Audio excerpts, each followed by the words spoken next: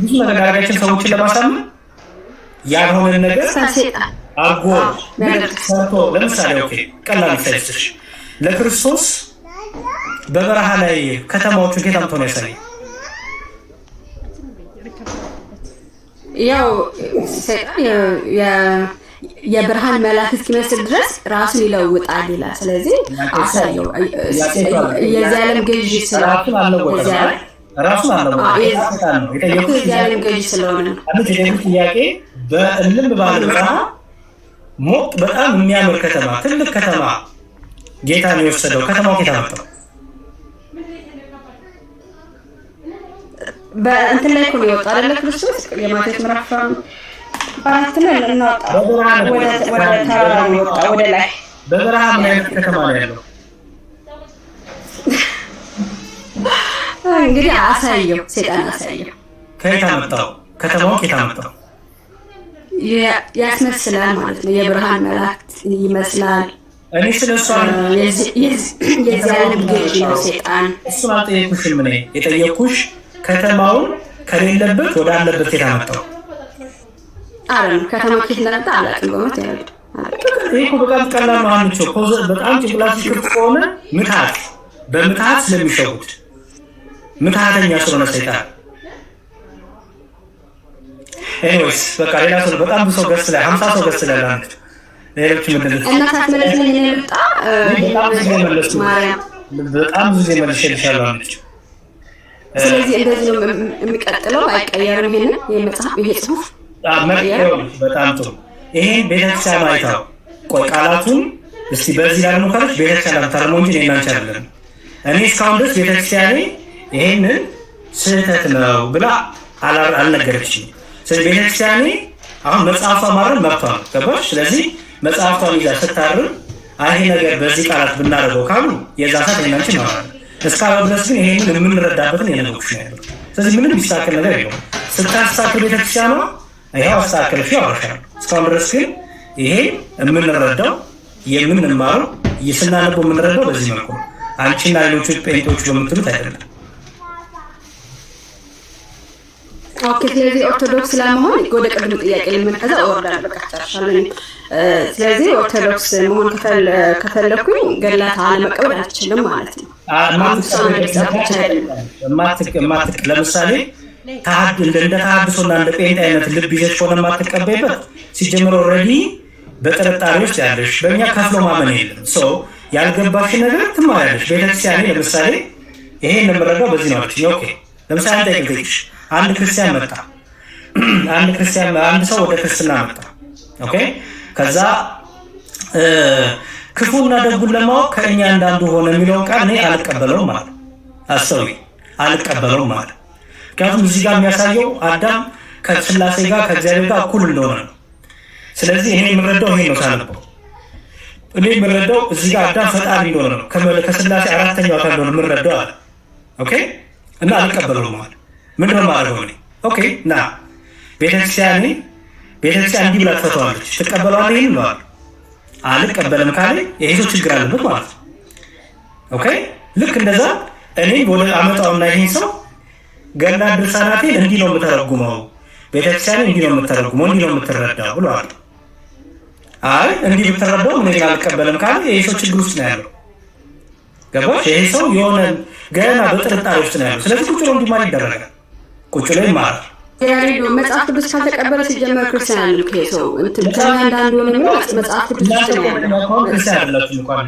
መጽሐፍ ቅዱስ ተቀበሉ ክርስቲያን አይደላችሁ ክርስቲያን መጽሐፍ ቅዱስ ያውቃል ስለዚህ በራሱ መጽሐፍ ችግር የለውም ክርስቲያን ከንተ ኖ መጽሐፍ ማለት የዘፍጥረት ላይ ስላለ ይሄ ከበደኛ አልቀበልም ካለ ጥርጣሬ ውስጥ ነው ይሄ ሰው አሁን ለምሳሌ ወደ አምላኬና ወደ አምላካችሁ ይላል ክርስቶስ ስለው የሰለሙ ልጆች አሉ አልቀበልም ብለው ይሄን ገባሽ አምላኬ ሲል ማለት ነው የነገርናቸው አይ በቃ እሱ ስለዚህ እሱ ፍጡር ነው ማለት አምላክ አለ ብሎ በራሳቸው ተርጉሞ ይላሉ የኛ ትርጉም ይሄ ነው ያለ አልሰማም ብለው ይወጣሉ ይሄ መብታቸው ነው መጽሐፍ ቅዱስ ላይ አልቀበልም ይልሻል እየነገርኩ ማለት ነው እምረዳው እንዲህ ነው ትርጉሜ እንዲህ ነው ያልኩ የማይቀበል ይችላል ይሄን እኔ እኮ ያልኩኝ ያለው ያሬዶ በአምስቱ አዕማደ ምስጢራት እሱ ነው የኛ ዶግማችን ወይም ሰባት የቤተክርስቲያን ምስጢራት የእናንተ ነው የእናንተ እንደዛ ስለምትሉ የእናንተ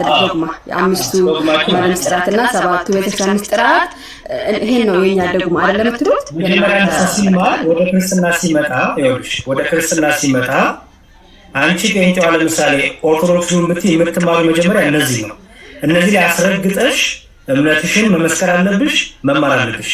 እነዚህ ሳትማሪ የትም አትደርሽም። እነዚህ ከተማርሽ በኋላ ነገረ ቅዱሳን፣ የቅዱሳን ምልጃ፣ የመላእክት ምልጃ፣ የቅዱሳን ተራዳይነት፣ የቅዱሳን ቃል ኪዳን ሁሉ ትማሪያለሽ ከመጽሐፍ ቅዱስ እየተጠቀሰ ማለት ነው። እነዚህን እየተማርሽ አልቀበልም፣ አይ በቃ እኔ አምስቱን አዕማደ ምስጢራት ብቻ ነው የምቀበለው፣ የቅዱሳን ጸሎት አልቀበልም፣ የመላእክት ጸሎት አልቀበልም ካልሽ ሲጀመር አንቺ ኦርቶዶክሳዊ ብቻም ኦርቶዶክሳዊነት የቅዱሳን ጸሎት፣ የመላእክት ጸሎት፣ የመላእክት እርዳታ፣ የቅዱሳን እርዳታ የታመነ ትምህርት ነው በኦርቶዶክሳዊ ቤተክርስቲያን ውስጥ ከጥንትም ጀምሮ።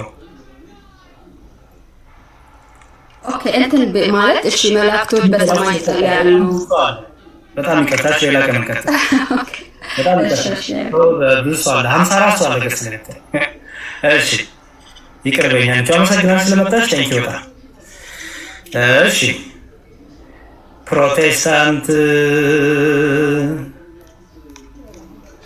ፕሮቴስታንት የሆናችሁ አንድ ቁጥር ጻፉ። ፕሮቴስታንት የሆናችሁ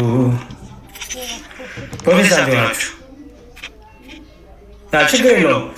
ኧረ ችግር የለውም። ውሃ አለ።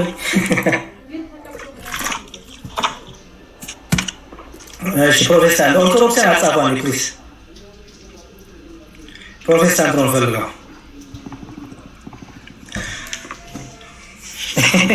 ወደ አምላካቸው ማለት ነው አሰደኝ። እሺ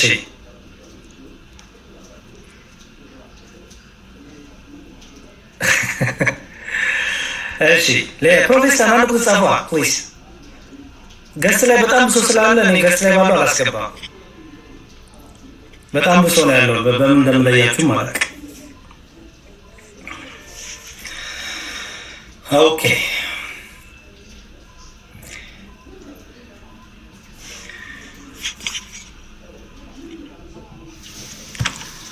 እሺ ወንድሜ ገብቷል ወይስ ብርሃኑ ነው የሚለው? ሰላም ብርሃኑ።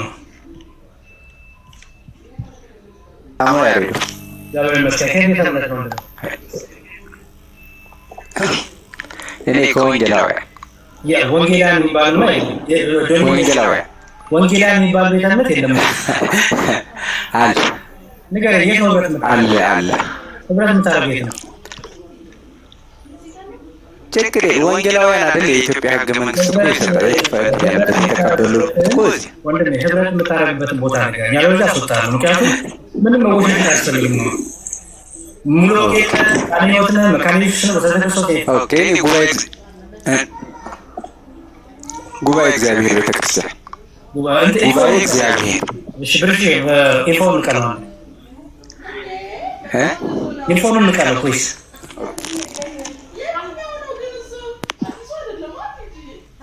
አምሰማ አሰማኝ እሺ ሰማላ ይሰማው አይሰማም እንዴ?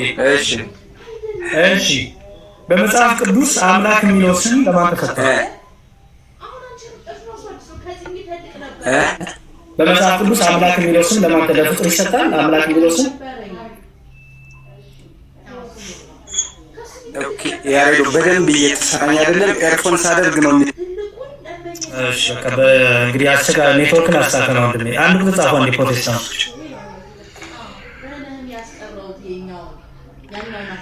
ፕሮቴስታንቶች አንድ ቁጥር ጻፉ። ህይወት ኢየሱስ ነው። እሺ ህይወት ኢየሱስ ነው። ገስት ማስገባት አልቻልኩም፣ ምክንያቱም ነው ለምን እንደሆነ ገስት ላኩስ ይሄ እሺ አንድ ቁጥር ጻፉ አንዴ ፕሊዝ። ጌታ ብርሃኔና መድኃኒቴ ነው። እሺ ገነት ጌታ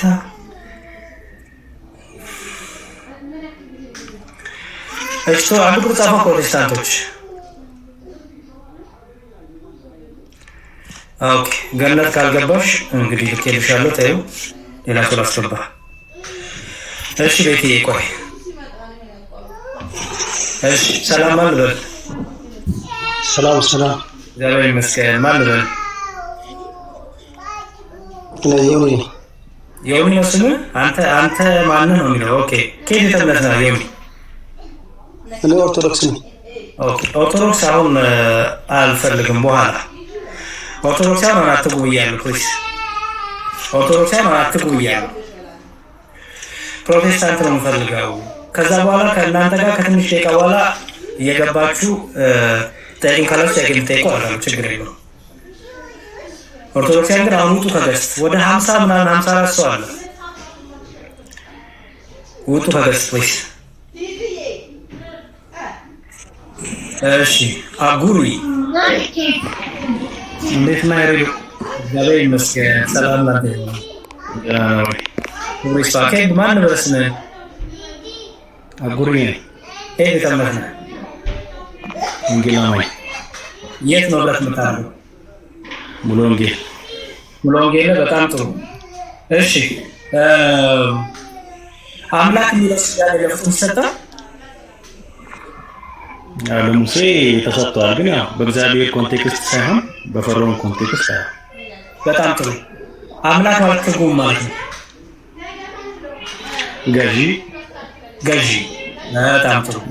ቆላስይስ 2 ላይ ቆላስይስ 2:18 ላይ ቆላስይስ 2:18 በደንብ ስማኝ። ትሕትናንና የመላእክትን አምልኮ እየወደደ ባላየውም ያለ ፈቃድ እየገባ በስጋ አእምሮ በከንቱ እየታበየ ማንም አይፈርድባችሁ ይላል። የመላእክት አምልኮ ማለት ነው። ያው ኦርቶዶክስ ቤተክርስቲያን ላይ ያለው ማለት ነው። እሺ አኩሪ እንዲያው አክብሬ ስለማወራ አክብሬ ብታወራኝ እሺ ፕሊዝ ወንድም። ቆላስይስ ሰዎች ላይ አንድ ነው የመለስኩት ነገር ከተሳሳትኩኝ ስለ ቆላስይስ ሰዎች ነው የተናገሩት።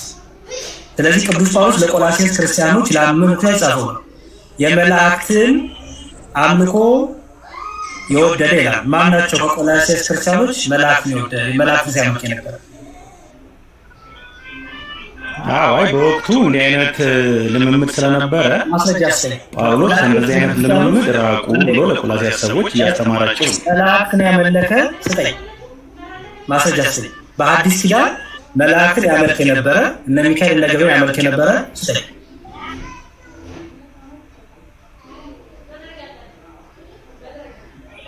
አይ በወቅቱ ከመላእክት ጋር ከመላእክት አምልኮ ጋር ከእንደዚህ ተመሳሳይ ከነበሩ ፕሮሰሶች ጋር ስለነበረ ጳውሎስ ይሄን ምክንያት አድርጎ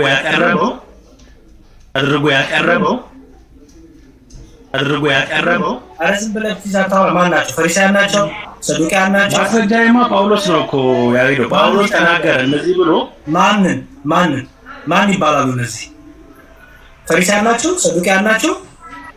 በዛ በቆላስይስ ቤተክርስቲያን ውስጥ ላመኑ ከተጻፈው ያሬዶ በቆላስይስ ቤተክርስቲያን ውስጥ እንደዚህ አይነት ልምምድን ማስረጃ ማን ይባላሉ እነዚህ መላእክትን የሚያመልኩ ስማቸው? ማስረጃዬ ይኸውልህ ጳውሎስ ነው። ጳውሎስ ምን ብሎ ጽፏል? የመላእክትን አምልኮ የሚያደርጉ ሰዎች ስለነበሩ በእነዛ አትኮነኑ የሚሏችሁ ምትናገሩ ነው እያላቸው ያለው። ማን ይባላሉ ንገረኝ። ፈሪሳውያን ወቅት የነበሩ ሰዎች እኮ ማን ይባላሉ ስያሜያቸው? ምክንያቱም ፈሪሳውያን አሉ፣ ሰዱቃውያን አሉ ሊሆኑ ይችላሉ። ፈሪሳውያን ሰዱቃውያን ሊሆኑ ይችላሉ። ግን በዛን ወቅት ላይ ግምት አትንገረኝ። በዛን ወቅት ላይ አንዴ ግምት አትንገረኝ። ቆላስይስ ቤተክርስቲያን ውስጥ እንዲህ አይነት ቻሌንጅ ስለነበረ ማስረጃ ስጠኝ። ማስረጃ መላእክትን ያመልኩ እነ ሚካኤል እነ ገብርኤል ያመልኩ ከነበሩ በቤተክርስቲያን ውስጥ ማስረጃ ከሌላ አስወጣለሁ። ማስረጃ ስጠኝ። ማስረጃዬ እኮ አሁን ያነበብከው የራሱ የጳውሎስ ንግግር በዛን ወቅት እንዲህ አይነት ልምምድ እንደነበረ የሚያሳይ ነው። ለቆላስይስ ቤተክርስቲያን የተጻፈ ነው። ይሄ ክርስቲያን እኮ ቤተክርስቲያን ውስጥ ያሉት መላእክት የሚያመልኩ ኖ ከውጭም ሆነው የቤተክርስቲያኑ ሰዎች አታክ እያደረጓቸው ስለነበረ ሊሆን ይችላል በወቅቱ የተጻፈበት ኮንቴክስት። አንተ ግምት ላይ ነው ያለው። በቃ ተው። እኔ የሚገምት ሰው አልፈልግም። ማስረጃ ነው ፈልገው ሊሆን ይችላል እንዴ እንደዚህ ሊሆን ይችላል አትበሉኝ። ማስረጃ ከያዛችሁ እንዳታውሩኝ ፕሊዝ። ፕሮቴስታንቶች አንድ ቁጥር ጻፉ።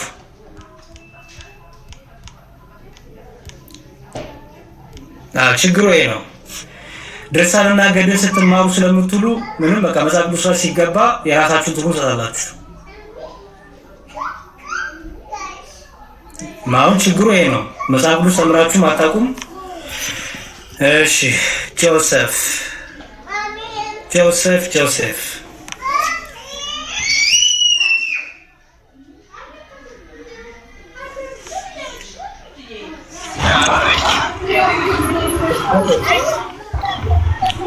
ሄሎ ሰላም ለአንተ።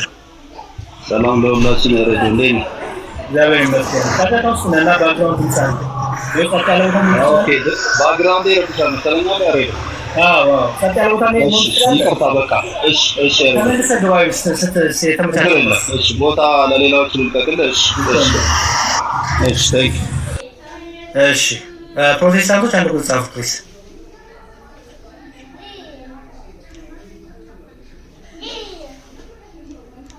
ፕሮቴስታንቶች አንድ ቁጥር ጻፉ። ጌት እሺ ጌት ላስገባ።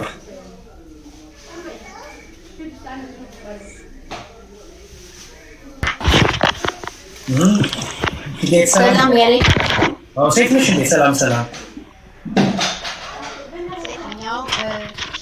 እሺ ከየት ቤተ እምነት ነሽ?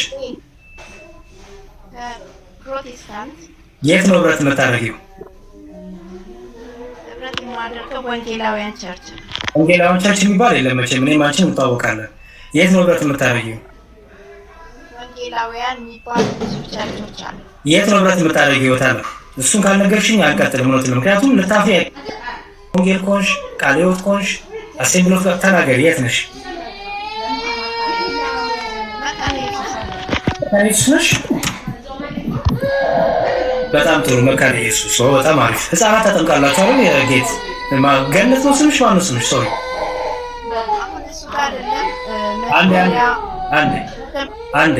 አንዴ እያዳመጥሽ አንዴ ጥያቄ ስላለኝ ነው የማስገባችሁ እያለሁ። ስለዚህ ህፃናት ተጠምቃላችሁ አይደል?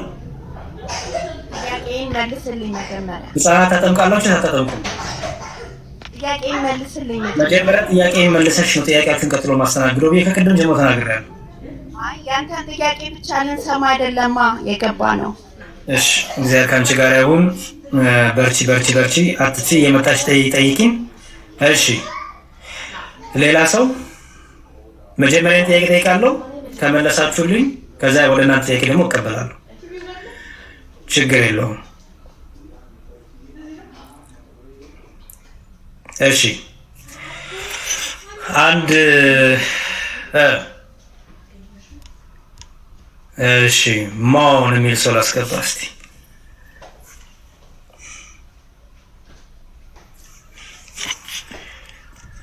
ጌታ እሺ ሰላም ዘመተ እሺ የሚረብሽ ድምፅ አለ ከጀርባ። ይቅርታ ይሰማል? አርጀመ እሺ እግዚአብሔር ካንተ ጋር ይሁን። ሰላም ለአንተ ይሁን ወንድሜ። ድምፁን አስተካክለና።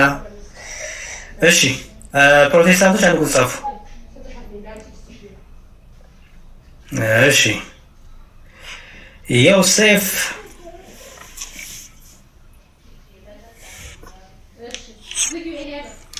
እሺ ሰላም ዮሴፍ። ሰላም ያሬዶ፣ ሰላም ነው? እግዚአብሔር ይመስገን። ዮሴፍ ማለት ስምህ? የስ ዮሴፍ ነው። እሺ ዮሴፍ ከየት ቤተ እምነት እንኳን በሰላም መጣ? ኤሚኬሲ መሰረተ ክርስቶስ። መሰረተ ክርስቶስ ነው። በጣም ጥሩ። እሺ ህፃናት ተጠምቃላችሁ እንዴ እናንተ? እኛ እናጠምቅም። እኛ የምናጠምቀው ሰው ተምሮ በኋላ አምነው በኋላ ነው። ህፃናት ኃጢአት አለባቸው ብለህ ታስባለህ ሲወለዱ? የስ አስባለሁ። ታምናለህ አይደለ? ኃጢአት እንዳለባቸው ሲወለዱ? አምናለሁ። በጣም ጥሩ። ኃጢአት ከማን ነው? ከአንተ ነው የሚወርሱት? ከማን ነው የሚወርሱት? ኃጢአት ከአዳም ነው የሚወርሱት። ስለዚህ ወደኋላ ሄደው ከአዳም ይወርሳሉ ኃጢአት። ያ ከአዳም የሚወርሱት ኃጢአት አንተ ስትወልዳቸው አንተ ኃጢአተኛ ነህ? የስ ምንድነው መጀመሪያ ሰው ፐርፌክት ሆኖ ተፈጥሮ ነበር። ሰው የእግዚአብሔርን ትእዛዝ እግዚአብሔር አትብላ ያለውን ትእዛዝ ስላፈረሰ ከዛ በኋላ ወደቀ። መንፈሱ ሞተ።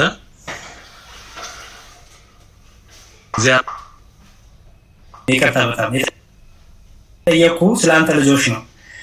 ያንተ ልጅ አሁን አንተ ያው ልጅ አለ? አለኝ። አንድ ልጅ አለችኝ። ስንት ዓመቷ ነው? 5 ዓመቷ። እግዚአብሔር ያሳድግልህ በጥበብ በሞገስ። እሺ ኃጢአተኛ ናት? ኃጢአተኛ ናት። የስ ኃጢአተኛ ናት። ያ በልካ ብትሞት የት ነው የምትገባው? አትሙትብህ፣ እግዚአብሔር ይጠብቅልህ ትደግልህ። ግን ብትሞት የት ነው የምትገባው? ብትሞት የእግዚአብሔር መንግስት ትወርሳለች ብዬ አምናለሁ። ኦኬ አሁን የሚጋጭ ነገር ተናገርክ። ይኸውልህ ምን አልክ? ኃጢአተኛ ናት አልክ። ያ ኦኬ ኃጢአተኛ ናት አልክ። ኃጢአተኛ ሰው የእግዚአብሔር መንግስት ይወርሳል? ኃጢአተኛ አይወርስም። ግን እኛ በእኛ ቸርች ስርዓት ማለት ነው ህፃናት ሲወለዱ ለጌታ የመስጠት ለጌታ አደራ የመስጠት ህይወታቸውን ነፍሳቸውን ለጌታ የመስጠት ለጌታ ሰጥተሃታል አንተ ዮሴፍ? ለጌታ ሰጥተሃታል ልጅህን? የስ ለጌታ ሰጥቻለሁ። ለጌታ ሰጥተሃት ነው ኃጢአተኛ ሆነችው? ኖ ስትወለድ ኃጢአተኛ ስለሆነች ለጌታ ሰጥቻለሁ። ጌታ ደግሞ ከኃጢአት ሁሉ እንደሚያነጻት አምናለሁ። ከዛ በኋላ ስታድግ ደግሞ ዮሴፍ ታምናለች፣ ትጠመቃለች። ዮሴፍ ቅድም ልጅ ኃጢአተኛ ነች ስለ አወራከኝ እንዴ? የስ ብዬሃለሁ። ኦኬ ዝም ብሎ ሁሉን የስ እያልከኝ ተቸገርኩኝ። የስ ትለኛለህ ደግሞ ስታብራራው ደግሞ ወደ ኖት ሄዳለህ። አንድ ያው በደንብ ጠይቀህ ልጅ ኃጢአተኛ ናት? የ5 ዓመት ልጅ? አዎ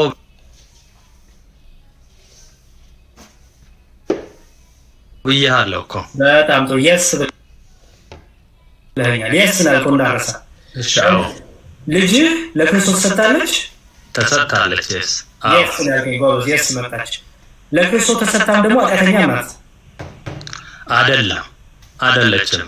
ኖ መጣየው የስ ብለህ ሄደህ ከዛ ኖ ላይ መጣ። አሁን ሁለት የስ እና ስትወለድ ኃጢአተኛ ናት። ከዛ በኋላ ስትሰጥ በክርስቶስ ኢየሱስ ደም ተሸፍናለች ብዬ አምናለሁ። ልጅ አሁን ኃጢአተኛ ናት? አይደለችም። ዮሴፍ አንድ ይኸውልህ የምትናገረው በደንብ አስተውል ወንድም አለ። ልጅ ኃጢአተኛ ነች ስልህ የስ አልከኝ እኮ። አዎ የስ አልከኝ ቅድም። ስትወለድ አልኩህ እኮ። ስትወለድ ምንድነው ሁሉም ሰው ከአዳም ስለሚመጣ የአዳም ደግሞ ተበላሽቷል ዘሩ። ዮሴፍ እኛ ኦርቶዶክሲያን እኔ ለልጅ የማወርሰው ትዳር ይዣለሁ እግዚአብሔር ይመስገን። እናንተ ልጅ ሲሰጠኝ ካለኝ ሹካ ማንኪያ አወርሰዋለሁ። መኪናም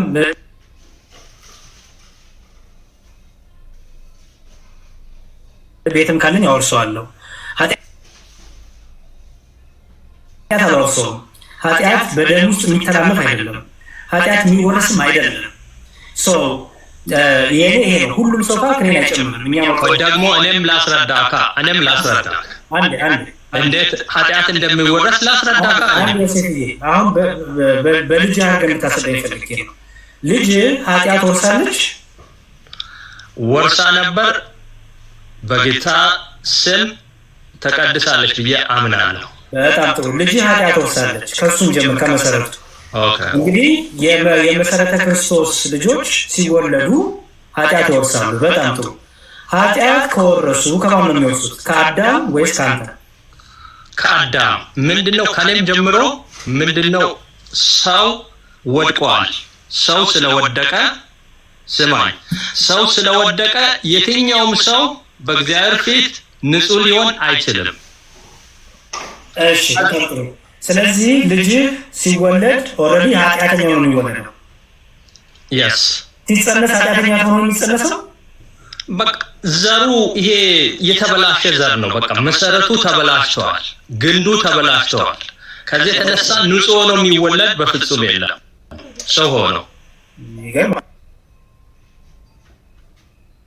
ኦኬ ኢየሱስ ክርስቶስ ከእርግማን ሁሉ ዋጀን ይላል መጽሐፍ ቅዱስ አይደል? ትክክል። እሺ ከእርግማን ሁሉ ዋጅቶናል። ኢየሱስ ክርስቶስ ከነበረብን ፍዳና ዕዳ ድኖናል አይደል? እውነት ነው። እሺ ድነሃል አንተ? ድነሃል አንተ? 100% ድነሃል። ያ በጣም ጥሩ። ልጅ ግን ስትወለድ አልዳነችም? ልጄ አልዳነችም ነበር። ከዛ በኋላ በጌታ ደም ተሸፍናለች። አሁን ለጌታ ሰጠናት፣ በጌታ ደም ተሸፍናለች። ልጅ አንተ የዳንከው አምነህ ነው አይደል? እውነት ነው፣ አምኜ ነው የዳንኩት። ልጅ ምን አመነች? እኔ ያመንኩትን ነው። በአንተ እምነት ልጅ ዳነች? ያ የጌታ ስም በአንተ እኔ ስለ አንተ እምነት ጠይቁት። በአንተ እምነት ልጅ ዳነች? አዎ እንደዛ ብዬ ነው ማምነው። ያ በጴንጤ እምነት በአባትና በእናት እምነት ልጆች ይድናሉ ሳያምኑ? ለጌታ ሰጠው እያልኩ ያ የጌታ ደም የጌታ ስም ይሸፍናታል ብዬ አምናለሁ።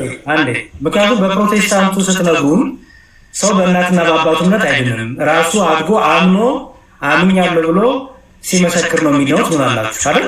ትክክል። በጣም ጥሩ። አሁን ደግሞ አይ ልጄ መመስከር አይጠበቅባትም ኦልሬዲ በእኔ እምነት ድናለች እያልኩኝ ነው። በእኔ እምነት እያልኩ አይደለም፣ በእኔ እምነት አላልኩም። በክርስቶስ ኢየሱስ በደሙ ድናለች ብዬ አምናለሁ። ከዛ በኋላ ድነቷን ደግሞ ስታድግ ሞት ትመሰክራለች። ወደ ጌታ ማን አመጣት? ወደ ጌታ ማን አመጣት? ወደ ጌታ ነው። እኔ ወደ ቸርች ወሰድ። ከዛ የቤተክርስቲያን ፓስተር ጸለየላት። ከዛ በኋላ እሷ በክርስቶስ ደም ተሸፍናለች ብዬ አምናለሁ። በአንተ እምነት አይደል? በለው አልኩት እኮ እሱማ እኔማ አልኩት። በአንተ እምነት አንተም በለው ብዬ እኮ ነው። አንተም በለው እስኪ በአንተ እምነት ነው አይደል? በለው እኔ ባለሁበት ነው። ከዛ በኋላ በእኔ አይደለም ያመነችው። እኔ ያለሁበት ድርጅት በልጅ እኔ ያለሁበት ሃይማኖት በልጅ የእኔ እምነት አላዳናት። አረስማኝ እኔ በለው ከማለት እኮ ብዬዋለሁ። አንተ ነው ማለት ያለብህ ደግሞ እስቲ በእኔ እምነት ድናለች በለኝ። አልልም። በእኔ እምነት አልዳነችም። እሺ በአንተ እምነት ነው ወደ ጌታ የመጣችው ይሰራል። በእኔ እምነት ነው ወደ ጌታ የመጣችው፣ ግን በእኔ እምነት አልዳነችም፣ አትድንም። አንተ ባታመጣት ወደ ጌታ ፓስተሩ ይጸልይላታል። ፓስተሩ ጁንጮ ይጸልይላታል። በጌታ ትሸፈናለች። ያ ፓስተሩ በጸለየ ሰዓት ትሸፈናለች። አንተ ባታመጣት ነው ያልኩት። አንተ ለምን አትጸልይላትም? ባይዘው አንተ ራስህ ቤትህ በጌታ ደም እንድትሸፈን ማድረግ አትችልም? እሱ እኮ ፓስተሩ ከእግዚአብሔር ሹመት የተሰጠው ነው፣ ጸጋ ያለው ነው፣ ከእግዚአብሔርን ወክሎ ያለ ነው ቤተክርስቲያን። ከዚህ የተነሳ በጣም ጥሩ። ስለዚህ ወደ ቸርች ያመጣሃት በአንተ እምነት ነው ማለት ነው። እውነት ነው፣ በእኔ እምነት ነው፣ ግን የምትድነው በራሷ ነው። ምን አምና አላመነችም እኮ አልኩኝ እኮ አላመነችም እኮ አምናለች እንዴ? መቼ? አሁን ጥያቄ ያሉት ከሆነ እኔ ደግሞ አላመነችም ማለት እሷ አላመነችም። የክርስቶስ ደም ሸፍኗታል ብዬ አምናለሁ። የክርስቶስ ደም የሚሸፍነው ሰው ያመነ ባለ በፕሮቴስታንት እምነት ሁሉ ነገር መዳን የእግዚአብሔር ነው ብዬ አስባለሁ። ሁሉ ነገር እኛ ያደረግነው አይደለም። መዳን የሚገኘው ያመነ ሰው ማለት በፕሮቴስታንት እምነት መዳን በእምነት ብቻ ነው ትሆናላችሁ አይደል? በእምነት ነው። ደግሞ መዳንን የሚሰጠው እግዚአብሔር ነው ብዬ አስባለሁ፣ አምናለሁ። ይሄ ደግሞ እግዚአብሔር መዳን ማን ይሰጣል? ጥያቄ በጴንጤ እምነት በፕሮቴስታንት እምነት መዳን የሚገኘው ሰው ሲያምን ነው ትላላችሁ አይደል? ትክክል። ከዛ ውጭ ያገኛል በሌላ መንገድ በፕሮቴስታንት እምነት እግዚአብሔር ሊሰጥ ይችላል ብዬ አምናለሁ። ሰው ሳያምን ማለት ይኸው እየሰጠ ይሰጣል።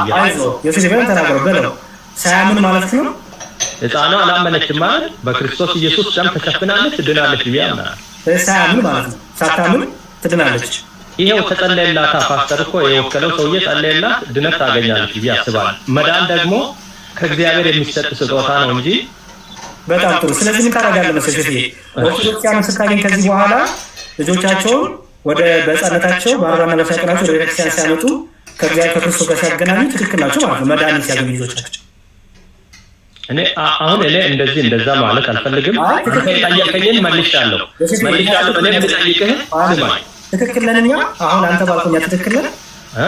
ትክክል ነን እኛ። አንተ ባልከው እኛ ልጆቻችን አምጥተን እናስጠምቃለን፣ ከጌታ ጋር እንድናረጋቸዋለን። ትክክል ነን። እኔ አሁን ያ ትክክል አይደለም ማለት አልፈልግም። ሊሆን ይችላል። ለምን ማዳንን የሚሰጠው እግዚአብሔር ነው። ዮሴፍዬ ለአንተ ሲሆን ትክክል ነው አልከኛ። ለአንተ ሲሆን ትክክል ያልከውን ነገር እኔ ጋር ስለምን የከበደ በቃ ሊሆን ይችላል። ትክክል ነው። በቃ ጎሽ። እሺ አሁን ቀጥለን ጥያቄ ወንድማ የኔ ጥያቄ እሺ የኔ ጥያቄ ምንድነው? የኦርቶዶክስ ቤተክርስቲያን የሚባለው የኢትዮጵያ ኦርቶዶክስ ብቻ አይደለም። የግሪክ አለ፣ ትክክለኛ ቀጥተኛ እምነት ማለት ነው። የግሪክ አለ፣ የግብጽ አለ። ኦሪየንታል እና ኢስተርኖች ታውቃቸዋለህ ወንድም? ሁለቱንም የስ አውቃቸዋለሁ። የስ ብቻ ሳይሆን አዳምጠኝ። የስ የሚለውን ቆይና አረጋጋውና የሱን ኦሪየንታል እና ኢስተርን አሉ። ግሪክ ኦሪየንታል አይደለችም። እኛ ኦሪየንታል ነን። እኛ ኢትዮጵያኖቹ ኢትዮጵያ፣ ኤርትራ፣ ሲሪያ፣ ህንድ፣ ማልካራ፣ ኢጅፕት፣ ኮፕቲክ ማለት ነው። እነዚህ የኦሪየንታል ናቸው። እነ ግሪክ እነ ራሽያ ኢስተርን ውስጥ ነው ያሉት። እሺ ጥያቄ ምንድነው?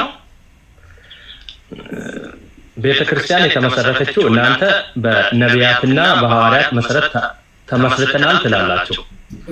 ሐዋርያትና ነቢያት ስለ ታቦት አልተናገሩም፣ አላስተማሩም።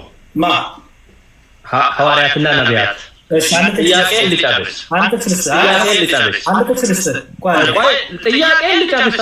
ተረጋጋ። ከዛ ሐዋርያት በመሰረቷት ቤተክርስቲያን ላይ ታቦት አልነበረችም። አሁንም ሁለተኛ ደግሞ ኦርቶዶክስ በሌላ ዓለም ያሉ ኦርቶዶክስ ቤተክርስቲያን ላይ ታቦት የለም። እናንተ ጋር ብቻ የተገኘበት ምክንያት ምንድን ነው? እርግጠኛ ነህ? የስ እሺ ኦኬ። እስቲ አንድ ነገር ላሳየና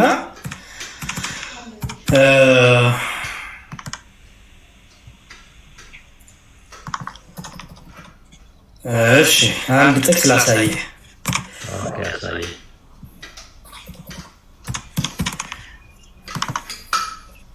እሺ በዚህ የቅዱስ ጳውሎስ መልእክት ላይ አንደኛ ቆሮንቶስ ምዕራፍ 10 ላይ አንደኛ ቆሮንቶስ ምዕራፍ 10 ቁጥር 1 እንትኑን እናውጣለን። አንደኛ ቆሮንቶስ አንዴ ባይብል ሀብ ልግባና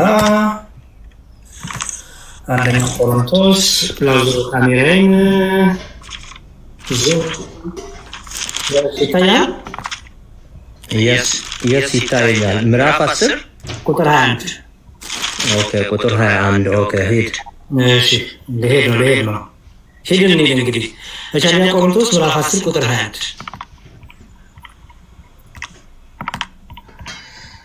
እሺ እንዲህ ይላል። ኦልራይት አንዴ ላውጣው 10 እሺ በጣም ጥሩ ሚላን ያው እንግዲህ ትችላለህ እንዴ? የስ በጣም የስ ሰምቻለሁ። ያ እችላለሁ።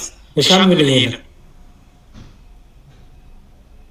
የቱን እዚህ ጋር ስክሪን ላይ ያለው አላየሁትም። you cannot drink the cup of the Lord and the cup of the demons. You cannot ነው የሚለው። Okay. ቀጥል። Partake of the table of the Lord and the table of the demon. እሺ ቴብል የሚለውን ግሪኩ የሚለው መሰለ። ግሪኩ አለ ኦሪጂናል ሁሉ አይደል? ያ ትራፔዛ ይለዋል። ኦኬ ትራፔዛ ይለዋል። ኦኬ እሺ እዚህ ጋር ሐዋርያቱ የጌታ ጠረጴዛ የተባለው ምንድን ነው? የጌታ ጠረጴዛ የተባለው ምንድን ነው? እኔ አላውቅም። ይኸው ሎርድ ኦፍ ቴብል ይላል። ሎርድ ኦፍ ዘ ቴብል ኦፍ ዘ ሎርድ ይላል። የጌታ ጠረጴዛ ይላል። ምንድን ነው ይሄ? እኔ ታቦት ነው ብዬ አላምንም። አንተ አበንከኔ እኮ ምንድን ነው ብለህ ነው አይደለም ያልኩህ። ምንድን ነው ይሄ? አንተ ምንም በለው ግን ምንድን ነው ይሄ? አንተ አሁን አንተ በመሰረተ ክርስቶስ የጌታ ጠረጴዛ አላችሁ? እኛ የለንም። የጌታ ጠረጴዛ ሐዋርያት ነበራቸው። ቅዱስ ጳውሎስ ለቆሮንቶስ ጽፍላቸው ይኸው። ለምን ጥቅሱን አታነበውም? ጥቅሱን አሁን እንግዲህ ምናምን ከምታሳየን ጥቅሱን እንደዚህ ይጠቀሙ ነበር፣ ታቦት ነበር የሚለውን ጥቅስ የጌታ ጠረጴዛ ነበራቸው ሐዋርያት አይደል? የቆሮንቶስ ሰዎች ለቆሮንቶስ በጻፈው መጽሐፍ ላይ ቅዱስ ጳውሎስ ከጌታ ጠረጴዛና ከአጋንንት ማዕድና ከጌታ ጠረጴዛ ልትበሉ ልትካፈሉ አትችሉም እያለ ነው። የጌታ ጠረጴዛ ምንድን ነው ንገረኝ። ሐዋርያቱ የነበራቸው የጌታ ጠረጴዛ ብለው የሚጠሩት ምንድን ነው? እኔ ስለ ጠረጴዛ ማዕድ ብሎ ይፈተዋል። ግዕዙ ማለት ነው ማዕድ ብሎ ይፈተዋል። ምክንያቱም ከግሪክ ወደ ግዕዝ አይደል፣ ከዛ ወደ አማርኛ የተረጎመ መጽሐፍ ቅዱሳችን አይደል? ኦኬ ሶ ምን ይላል መሰለህ? ትራፔዛ ይለዋል። ይኸው ትራፔዛ ይለዋል እና ስትከፍተው ምን ይላል? ትርጉሙን ስትከፍተው ይኸው ኤ ቴብል ይለዋል። ይኸው ኤ ቴብል ይኸው ኤ ቴብል usually for food also counter of money እና እዚህ ጋር ሲያመጣልህ ትራፔዛ ማለት ይላል። ኦኬ ይኸውልህ ትራፔዛ in the New Testament describe both literal table የጌታ ጠረጴዛ የጌታ ማዕድ ብሎ ያስቀምጠው ማለት ነው። እዚህ ቆሮንቶስ ላይ የጌታ ጠረጴዛና ከጌታ ጠረጴዛ ከጌታ ማዕድ ወይም ከገዛ ከጠረጴዛው ላይ የሚበሉት ነገር ነበር አይደል? ምንድነው እሱ የሚበሉት? የጌታ እራት። በጣም ጥሩ። ስለዚህ የጌታ እራትን ሲያዘጋጁ ምን ላይ የሚያዘጋጁት ማለት ነው? የጌታ ጠረጴዛ ላይ ያዘጋጃሉ ማለት ነው። ኦኬ። ምክንያቱም ይላል ያው የጌታን ጽዋና የአጋንንትን ጽዋ ልትጠጡ አትችሉም። አውቄያለሁ። ይሄ ከታቦት ጋር ምንድነው የሚያያዘው? አንዴ ከጌታ ማዕድና ከአጋንንት ማዕድ ልትካፈሉ አትችሉም። ኦኬ እሺ። እኛ ታቦት የምንጠቀመው የጌታ እውነተኛ ስጋና እውነተኛ ደም ለመሰዋት ለማቅረብ ነው። ታቦትን እኛ የምንጠቀመው ረዳይ እኔ አልተረዳሁም። ኦኬ ችግር የለውም። በደንብ ስማኝ። እኛ የጌታ የጌታ ስጋና ደም እውነተኛ የጌታ ስጋና ደም ታምናለህ አንተ ዮሴፍ? እውነተኛ ብዬ አላምንም። ምሳሌ ነው ብዬ ነው የማስበው። ምሳሌ ነው ብላ ነው የምታምነው አይደል? ያ እሺ። የዮሐንስ ወንጌል ላይ ጌታ እንዲህ ብሎ ይናገራል። ዮሐንስ ወንጌል ምዕራፍ 6 ላይ ያው ምን ይላል? ምዕራፍ 6 ቁጥር 54 ላይ ስጋዬን የሚበላ ደሜን የሚጠጣ የዘላለም ሕይወት አለው፣ እኔም በመጨረሻው ቀን አስነሳዋለሁ። ስጋዬ እውነተኛ መብል ደሜም እውነተኛ መጠጥ ነውና ስጋዬን የሚበላ ደሜን የሚጠጣ በእኔ ይኖራል፣ እኔም በእርሱ እኖራለሁ ይላል። ስጋዬን የሚበላ ደሜን የሚጠጣ የዘላለም ሕይወት አለው ይላል። ስጋዬ ደግሞ እውነተኛ ነው፣ ደሜም እውነተኛ ነው ይላል። እሺ ይሄ ስጋዬና ደሜ ያለው ጌታ ምኑ ነው? እኔ ለጌታ እራት ነው ብዬ አላምንም። እኮ ምኑ ነው ንገረኛ። አላምንም ሳይሆን ይሄ ነው በለኝ ማለት የኢየሱስ ክርስቶስ መስዋዕትነት፣ የኢየሱስ ክርስቶስ ለሰው ልጅ መሞትና የኢየሱስን ምሳሌ የሚያሳይ እንጂ ሊትራል የሆነ ጌታ ስጋ ስንት ስጋ ነው ያለው? ጌታ ስጋ ብሎ ሲጠራ ሁለት ስጋ ነው አንድ ስጋ ነው ያለው? ያ ሊትራል የሆነ ስጋ ነው ብዬ አላምንም። ዮሴፍ እኔ እሱን አልጠየቅኩ። ጌታ ስጋዬ ሲል እዚህ ጋር ያለው ስለ ስጋው እያወራ አይደለም ካልከኝ ጌታ ስጋዬ ብሎ ሲናገር ስለ ሁለት ስጋ ነው የሚያወራው ወይስ ስለ አንዱ ስጋ ነው የሚያወራው? ስጋው ምንድነው? የኢየሱስ ክርስቶስ መስዋዕትነት የሚናገር እንጂ የጠየቁ እሱን አይደለም። ዮሴፍ ፕሊዝ ጌታ ኦኬ። ለምሳሌ ይሄን ያስክ ማቴዎስ ወንጌል ላይ ደግሞ ትመጣና አንድ ነገር ላሳየ። ማቴዎስ ወንጌል ላይ ደግሞ ጌታ እሺ እንዲህ ይላል። ማቴዎስ ወንጌል ላይ አምላካችን ክርስቶስ እንዲህ ብሎ ይናገራል። እና እስቲ ጌታ እንግዲህ ስንት ስጋ እንዳለው ትነግረኛለህ ማለት ነው። ኦኬ የማቴዎስ ወንጌል ምዕራፍ 26 ላይ እንዲህ ይላል ቁጥር 26 ሲበሉም ኢየሱስ እንጀራን አንስቶ ባረከ፣ ቆርሶም ለደቀ መዛሙርቱ ሰጠና እንካችሁ ብሉ፣ ይህ ስጋዬ ነው አለ አይደል? አዎ ኦኬ። ህብስቱ ስጋዬ ብሎ ጠርቷል አልጠራውም? ብሎታል። እዛው እሺ ያ ዮሐንስ ወንጌል ላይ ያለው ስጋ የሚለውና እዚህ ጋር ያለው ስጋዬ ሁለት ስጋ ነው ወይስ አንድ ስጋ ነው? አንድ ስጋ ነው፣ ተመሳሳይ ነው። ኦኬ ምኑ ነው ብሎ ያለው ስጋዬ ብሎ? ህብስቱን ነው። ህብስቱ የጌታ ስጋ ነው ወይስ አይደለም? ምሳሌው ነው እንጂ የጌታ ስጋ አይደለም። ሊትራል የሆነ ምሳሌ ስጠኝ። ምሳሌ ምን ማስረጃ ስጠኝ? ምሳሌ ማስረጃ ስጠኝ። እንዴት ምሳሌ? ለምሳሌ ምሳሌ ስትል ምሳሌ ማስረጃ ስጠኝ። እኔ እውነተኛ ነው የሚል እውነተኛ ነው ስጋዬ ደሜ እውነተኛ ነው አመጣው። ለአንተ ደግሞ አይ እውነተኛ አይደለም ምሳሌ ነው የሚለው ማስረጃ ስጠኝ።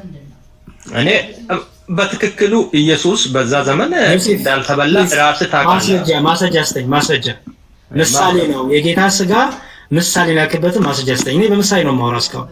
አንተ ማስረጃ ስጠኝ። እኔ በቃ እኔ ሊትራሊ የጌታ ስጋ አልተበላም። ማስረጃ ስጠኝ። ምሳሌ ነው ያልክበት ማስረጃ ስጠኝ። አሁን እኮ የጠየቅኩት ጥያቄ ላይ ራሱ የለም። ማስረጃ እኔ ስለ ታቦት ነበር የጠየቅኩት። አንተ ስለ ጌታ ራስህ ከዚህ የተነሳ እኔ ማስረጃ ስጠኝ። ማስረጃ የለኝም። ስለ ታቦት ነው የጠየቅኩት። ስለ ታቦት መልስልኝ ዮሴፍ። የጀመርነውን ይኸውልህ መጀመሪያውን እንደ ይሄን አለመጀመር ነው። ስለ ታቦቱ እየመለስኩልህ ነበር። ታቦቱ ላይ እኛ የክርስቶስን እውነተኛ ስጋ እውነተኛ ደም እንፈትታለን አልኩ። ከዛ እውነተኛ ስጋና ደም አይባልም አልከኝ። ምሳሌ ነው አልከኝ። ምሳሌ ለሆነበት ማስረጃ ስጠኝ መጀመሪያ። በቃ እኔ ምሳሌ ነው ብዬ ነው ማምነው። ማስረጃ ስጠኝ። ማስረጃ በቃ ምንም ሌላ ማስረጃ የለኝም። በቃ ምሳሌ ነው ብዬ ነው ማምነው።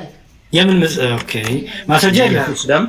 ሊትራሊ የተበላ ስጋ የለም ብዬ ማስረጃ ስጠኝ። ምሳሌ ነው የለህም ማለት የለኝም። ሌላ ምሳሌ የለኝም። በጣም ጥሩ እሺ። ዮሐንስ ራእይ ምዕራፍ 11 ቁጥር 9 ላይ እንዲህ ይላል። ቁጥር 19 ላይ ዮሐንስ ራእይ ምዕራፍ 11 ቁጥር 19 በሰማይም ያለው የእግዚአብሔር መቅደስ ተከፈተ፣ የኪዳኑም ታቦት በመቅደሱ ታየ፣ መብረቅና ድምፅም ነጎድጓድም የምድር መናወጥ ታላቅ በረዶ ሆነ ይላል። እዚህ ጋር በሰማይ ያለው የኪዳኑ ታቦት ምንድን ነው? የኢትዮጵያ ታቦት አይደለም። ለአይሁድ የተሰጠ ዮሴፍ የኪዳኑ ታቦት ለአይሁድ የተሰጠ በሰማይ ነው ያለው ያ ታቦት ሊሆን ይችላል። እሱ ሊሆን ይችላል አትበለኝ ፕሊዝ። ግምት አቁምና ይሄ የእናንተ ታቦትና እሱ እኮ ሰማይና ምድር እኮ ትናገር። ዮሴፍ በሰማይ ያለው የኪዳን ታቦት የኪዳኑ ታቦት የተባለው ታቦት የትኛው ታቦት ነው? በሰማይ ያለው ይሄ ለአይሁድ የተሰጠው ታቦት የሙሴ ታቦት የሙሴ ጽላት እቺ ታቦቱ ሙሴ የሰራው ታቦት ነው። ትክክል። ያ አዎ። ስለዚህ የሙሴ ታቦት ብዙዎቹ ጴንጤዎች እኮ ጠፍቷል፣ ተሰባብሯል ነበር እኮ የሚሉ ማለት የተሰባበረ ቢሆን እግዚአብሔር መልሶ ሊያመጣው ይችላል። ወይ ጉድ! ዮሴፍ ግምት ላይ ነህ እንዴ? ይችላል አትበለኝ ፕሊዝ።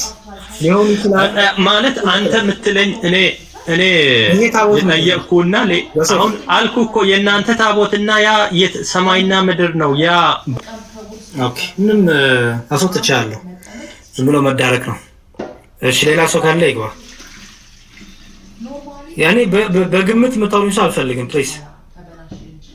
እንዴ ሊሆን ይችላል የስ፣ ከዛ ኖ፣ ከዛ ደግሞ ሊሆን ይችላል። እንዴ በጣም እኮ ጊዜና እድሜ ያለ። እሺ ሌላ ፕሮቴስታንት አለ? እሺ ሌላ ፕሮቴስታንት አለ? እሺ ሌላ ፕሮቴስታንት አለ?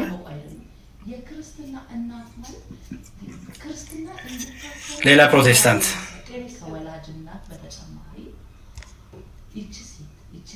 አንዱ ተጻፉልኝ ፕሮቴስታንቶች ካላችሁ።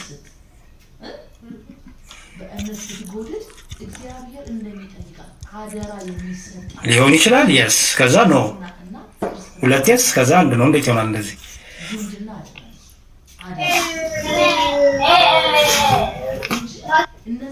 ዩዘር ማን ልበል? እሺ ድምፅ አለ፣ ራቅ ይበሉ አንዴ ፕሊዝ።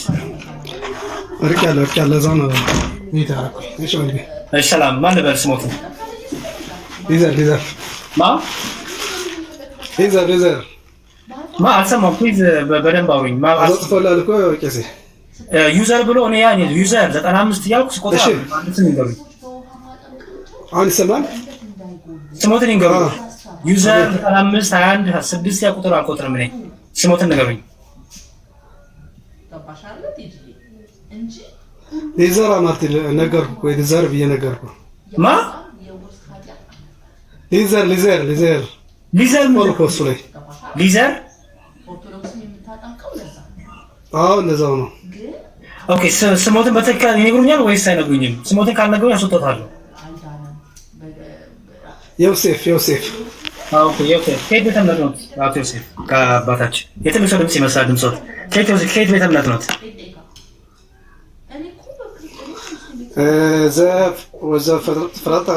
ፍጥረት ነው ወረክ ላይ ነው። ኦኬ እሺ፣ በሌላ ቀን እንገናኛለን። እግዚአብሔር ከእርሶ ጋር ይሁን። ሰላም እግዚአብሔር ከእኔም ከእርሶ ጋር ይሁን። እሺ ሌላ ፕሮቴስታንት ካለ እኔ እኮ ስለ ቤተ እምነታችሁ መናገር አፍራችሁ ዩዘርም ብላችሁ እንዴት ይሆናል? ዩዘር ሊዘር how come I know እንዴ? እሺ አንድ ቁጥር ጻፉ ፕሮቴስታንቶች። ስትጽፉ እያስገባችሁ ነው ግን አትመልሱም። ስለዚህ ሌላ ሰው ላስገባ። አንድ ቁጥር ጻፉ ፕሮቴስታንቶች ፕሊዝ። አንድ ቁጥር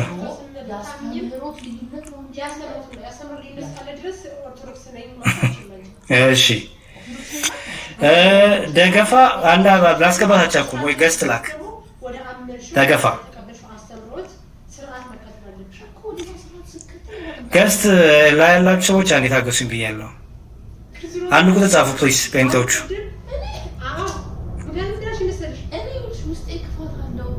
አንድ ቁጥር ጻፉ።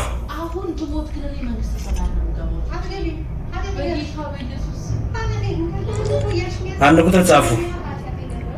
እሺ ኤሉ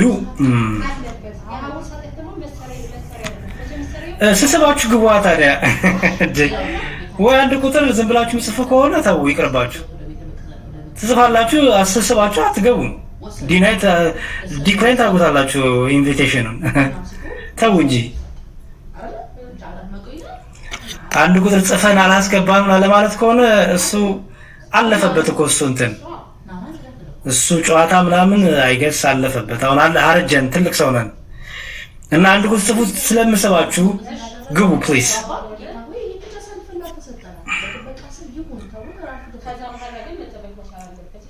ኦኬ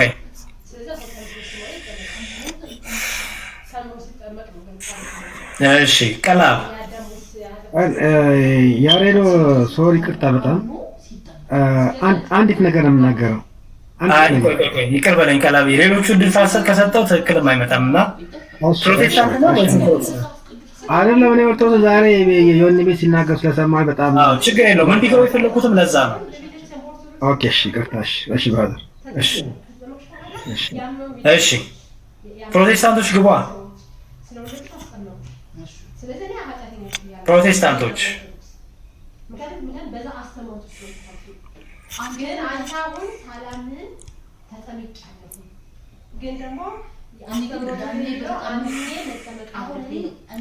ግቡ። ትጠይቃችኋለሁ፣ ጊዜ ጠይቁኛላችሁ የፈለጋችሁት። እንደዛ ነው የምናደርገው።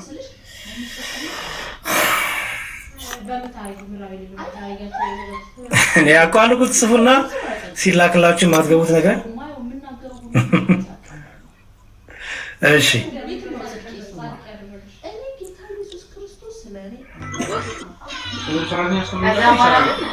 ገብተሃል ወይም ገብተሻል? ገብቻለሁ።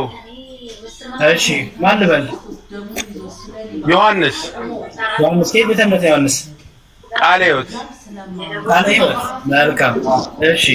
የሰው ልጅ መዳኑን ያጣዋል? የሰው ልጅ ከዳነ በኋላ መዳኑን ያጣዋል? አዎ የእግዚአብሔርን ፈቃድ ሲያውቅ መዳኑን ያውቀዋል።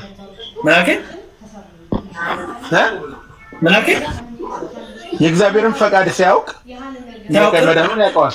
ያው የእግዚአብሔርን ፈቃድ ሲያውቅ መዳኑን ያጣዋል እኮ ጥያቄ። ያጣዋል ወይ? መዳኑን አያጣውም። አያጣውም ማለት አያጣው። ዋን ሴቭድ ኦልዌይስ ሴቭድ ነው አይደል? አዎ ማለት የሚያልፍበት ሌላ መከራ ሊኖርበት ይችላል እንጂ አንዴ በመዳን ዳነ ብሎ የሚያልቅ ነገር ሳይሆን ከዛ በኋላ ደግሞ የሚቀጥል ሌላ ማለት በህይወት ትቀጥለዋለህ ማለት ነው እኮ። አይ የጠየቁ ጥያቄ በቃ ዋን ሴቭድ ኦልዌይስ ሴቭድ ነው። የዳነ ሰው መዳኑን አያጣውም ማለት ኖ መዳኑን ደህንነቱን አያጣውም። በቃ አንዴ ማለት ከዳነ በኋላ ከዛ በኋላ ደግሞ ድኛለሁ ብሎ እንደፈለገ ይሆናል ማለት አይደለም። እሱን እኮ ነው ዋናው የጠየኩ። እሱ አይደለም እኮ ወንድሜ የጠየኩ መዳኑን ያጣዋል ወይስ አያጣውም ነው የጠየቅ። መዳኑን ያጣዋል ከምን ፖይንት ነው የምትለኝ? ምን ሲሆን ነው የሚያጣው? እኔ ምን አውቃለሁ? እና አሁን ዋንሴ ዶሎ ጠይቀኛ ያጣዋል ስትል ምን ከዛ እንደፈለገ ኃጢአት ይስራ ነው የምትለኝ? እኔ አላልኩም። እሺ እንደፈለገ ኃጢአት ቢሰራ መዳኑን ያጣዋል ወይስ አያጣውም? ኃጢአት ይሰራል፣ እንደፈለገ ኃጢአት ይሰራል፣ ግን ያምናል። ግን እንደፈለገ ኃጢአት ይሰራል፣ መዳኑን ያጣዋል? ኃጢአቱን ድነቱን አልፈጸምም፣ ስለዚህ ሊያጣው ይችላል ማለት ነው። ስለዚህ መዳን ሊታጣ ይችላል ማለት ነው። እኔ ምን አገባኝ? መጽሐፍ ቅዱስ ላይ ተጽፏል እንደዛ ብሎ። አንተ እኮ መዳን አይታጣም እኮ እያልከኝ ነው። ስለዚህ እሱን እኮ እንድትሰጠኝ ነው ማለት። እኔ መች አልኩኝ? እኔ ምን አገባኝ? ስለሱ እኮ አይደለም ጥያቄው። ምን አገባኝ? ሰው ዳነ ነው እንጂ መጽሐፍ ቅዱስ የሚያስተምረው ከዳነ በኋላ ድነቱን ያጣዋል አያጣውም የሚል መጽሐፍ ቅዱስ ትምህርት አለ ወይ? ኦኬ የለም። አለ የለም ወይ ወንድሜ? የለም። አንድ ሰው ካመነ በኋላ ድነቱን ያጣዋል፣ ስለ ድነቱን ማጣት አለማጣቱ የሚናገር ትምህርት ካለ አስተምረኝ። ጥሩ ነው፣ ማማር እፈልጋለሁ። ኦኬ መጀመሪያ አቋምህን ንገረኝ። አንድ ሰው ከዳነ በኋላ ድነቱን አያጣውም ብለህ ነው የምታማርና እንደ ቃልው ከዳነ በኋላ እንደ ክርስቶስ ትምህርት እያስተማረ የእግዚአብሔርን ፈቃድ እየፈጸመ በዛ መንገድ እንዲሄድ ነው እንጂ ድነት እኮ ማለት ካልሄደስ መጠጊያ መንገድ ነው። ካልሄደስ መዳኑን ያጣዋል። ድኖ ካልሄደ ለምንድን ነው የማያጣው? እስራኤላውያኖች እኮ በእግዚአብሔር የተመረጡ ሕዝብነታቸውን አጥተውታል እኮ። ይኸውልህ ወንድሜ አቋም ይዛው ነኝ ፕሊዝ። ቅድም ምን አልከኝ? አንድ ሰው ዋን ሴቭድ ኦልዌይስ ሴቭድ፣ አንዴ ከዳነ መዳኑን አያጣውም አልከኝ። አሁን ደግሞ እንደዛ የሚል ትምህርት አለ። አንዴ ከዳነ ዳነ በቃ ብሎ አለቀ የሚል ትምህርት አለ። አንተ እኮ አልከኝ እኮ ቅድም። እኔ አላልኩም፣ አንተ ነው ያልከው። እሺ ድጋሚ ልመልስ፣ ችግር የለውም። አንድ ሰው ከዳነ በኋላ መዳኑን ሊያጣው ይችላል። ከምን የሚያጣው ምን ሲያደርግ ነው የሚያጣው?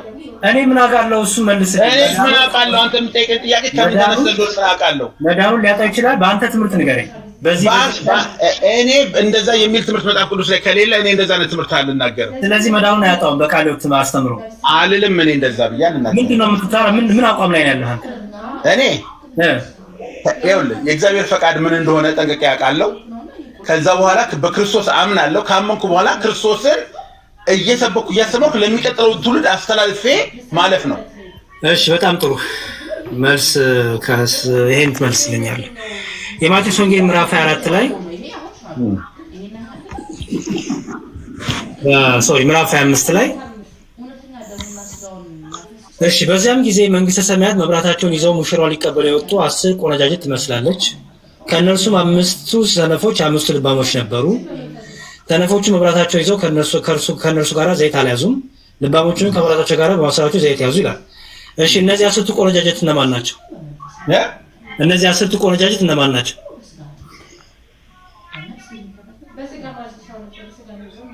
አስርቱ ቆነጃጅት እነማን ናቸው ማለት ምን ማለት ነው? የምን ምሳሌ ናቸው? 10ቱ ቆነጃጅት እንግዲህ የአስሩ ሜቢ የእስራኤል መንግስት የእስራኤል ነገር ሊሆኑ ይችላሉ። ኧረ ተው፣ ስለ መንግስተ ሰማይ እኮ ነው የሚያወራው። ያ ስለ መንግስተ ሰማይ እያወራ ነው። እና ስለ መንግስተ ሰማይ ስለ ነገር ነው የሚወራው። እሺ 10ሩ ቆነጃጅቶች። እሺ ከዛስ 5ቱ ምን ሆኑ? እነማን ናቸው? መጀመሪያ ፍታለኝ። 10ቱ ቆነጃጅት እነማን ናቸው? በመንግስተ ሰማይ የነበሩ 10ቱ ቆነጃጅት እነማን ናቸው?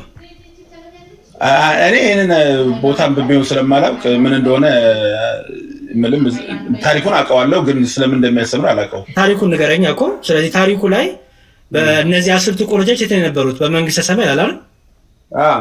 እሺ 5ቱም ሰነፎች 5ቱም ልባሞች ነበሩ። ልባሞቹ ግን ከመብራታቸው ጋር በማሰሯቸው ዘይት ይዘዋል ይላል። መብራትና ዘይት የተባለው ምሳሌ ምንድን ነው? ካላወቀው አላወቅኩትም በለኝ። አላወቅኩትም። አታውቀውም? እሺ ሙሽራው በዘገየ ጊዜ ሁሉ እንቅልፍ አላቸው ነው ተኙ። ሙሽራው ማን ነው? ኢየሱስ። በጣም ጥሩ። ሙሽራው በዘገየ ጊዜ ሁሉም እንቅልፍ አላቸውና ተኙ። እኩለ ሌሊትም ሲሆን እነሆ ሙሽራው ይመጣል ተቀበሉት ዘንድ ውጡ የሚል ወካታ ሆነ። በዚያን ጊዜ እነዚያ ቆነጃጅት ሁሉ ተነሱና መብራታቸውን አዘጋጁ። እሺ። ሰነፎቹም ልባሞቹም መብራታቸው ይጠፋብን ነው ከዘይታችሁ ስጡን አሏቸው። ልባሞቹ ግን መልሰው ምናልባት ለእኛና ለእናንተ ባይበቃስ ይልቅስ ወደሚሸጡት ሄዳችሁ ለራሳችሁ ግዙ አሏቸው። ሊገዙም በሄዱ ጊዜ ሙሽራው መጣ። ተዘጋጅተው የነበሩት ከእርሱ ጋር ወደ ሰርግ ገቡ፣ ደጁም ተዘጋ ይላል። ሰነፎቹ የወጡበት ቦታ የት ነበረ? ከምን ነበር የወጡት? ሙሽራው የት ነበር የሚገባው? ወደ እግዚአብሔር መንግስት ነው። ወደ መንግስቱ አይደል የሚገባው? ሙሽራው ከመግባቱ በፊት ሰነፎቹም ልባሞቹም ነበሩ እዛ አሉ። በጣም ጥሩ። ሰነፎቹ ወጡ፣ ከነበሩበት ቦታ ወጡ። እሺ አይደለ? ምን አልቆባቸው ወጡ ይላል? ዘይትና ያው ዘይታቸው አለቀ፣ መብራቱ ጠፋ። በጣም ጥሩ። ዘይትና መብራት የተባለ ምንድን ነው? አንፈታለን። ምክንያቱም ከእግዚአብሔር መንግስት ከመንግስተ ሰማይ ያስወጣቸው ሙሽራው ከሚገባበት ያስወጣቸው ምክንያት ዘይትና መብራት ስላለቀባቸው ነው። ዘይትና መብራት የምን ምሳሌ ነው? ዘይትና መብራቱ እንግዲህ ያው የእግዚአብሔር ቃል ወይም ቅባቱ የተቀቡበት ወይ መዳናቸውን ሊሆን ይችላል።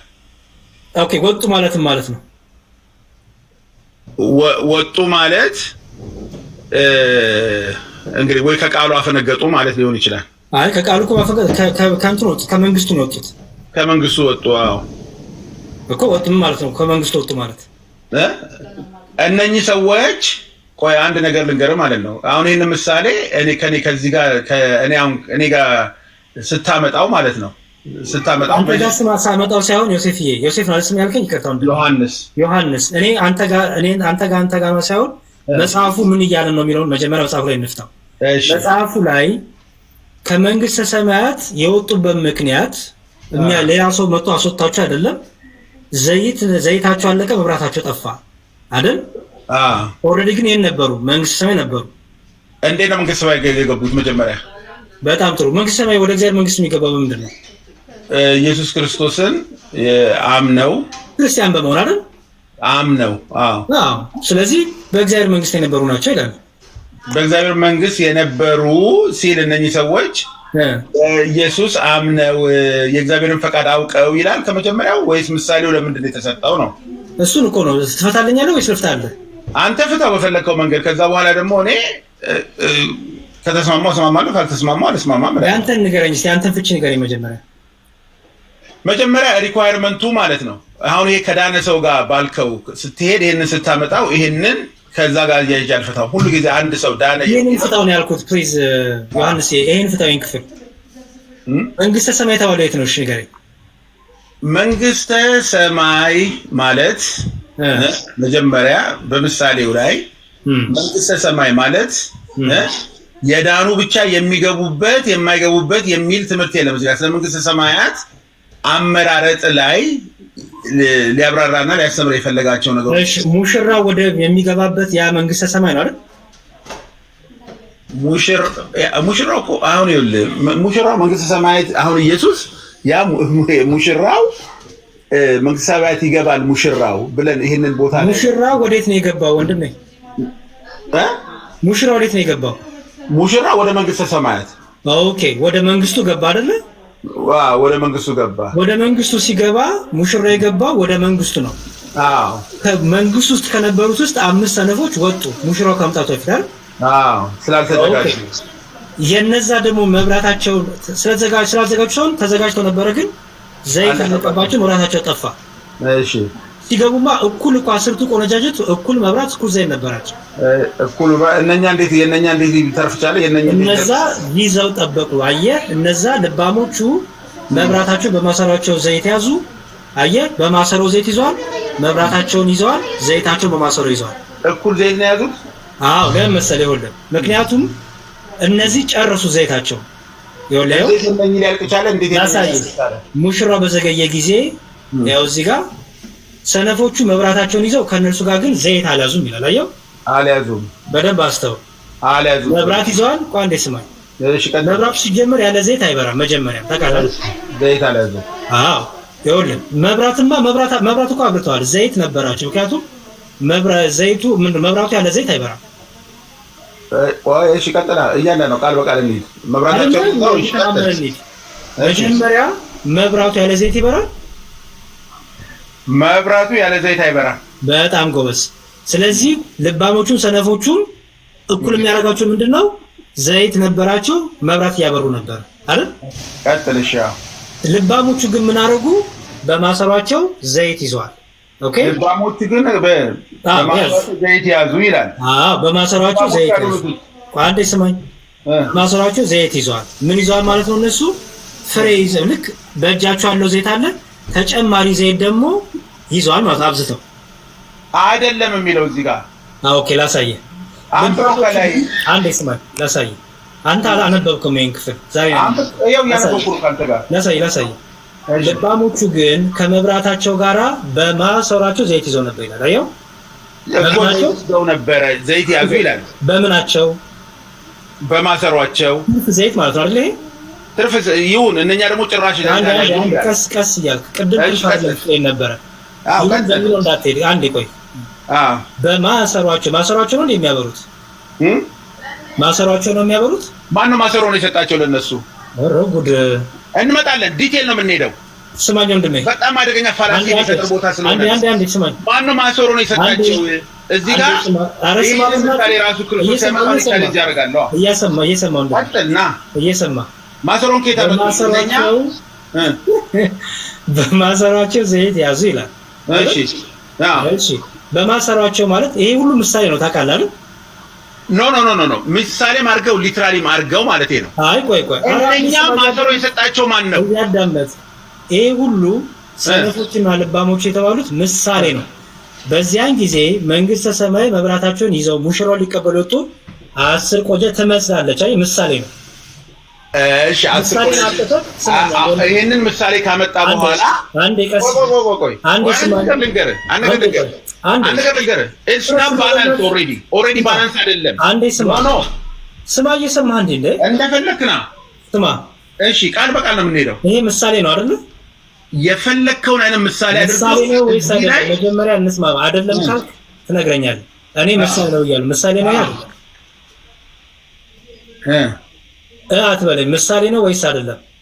ሁሉ ነገር ምሳሌ ነው ክርስቶስ የሚያስተምረው። እኔ ሁሉ ነገር አልጠየኩም። እዚህ ምዕራፍ ነው እያነበብኩ በሙሉ በምሳሌ ነው ክርስቶስ ነገር በምሳሌ ነው። አንዴ እኔ ስለዚህ ክፍል የጠየቅኩ ይላል ስለሚል ነው በምሳሌ ነው የሚለው። አንዴ ፕሊዝ ስለዚህ ክፍል ብቻ ፎከስ አድርግ። ይሄ ምሳሌ ነው አይደለም?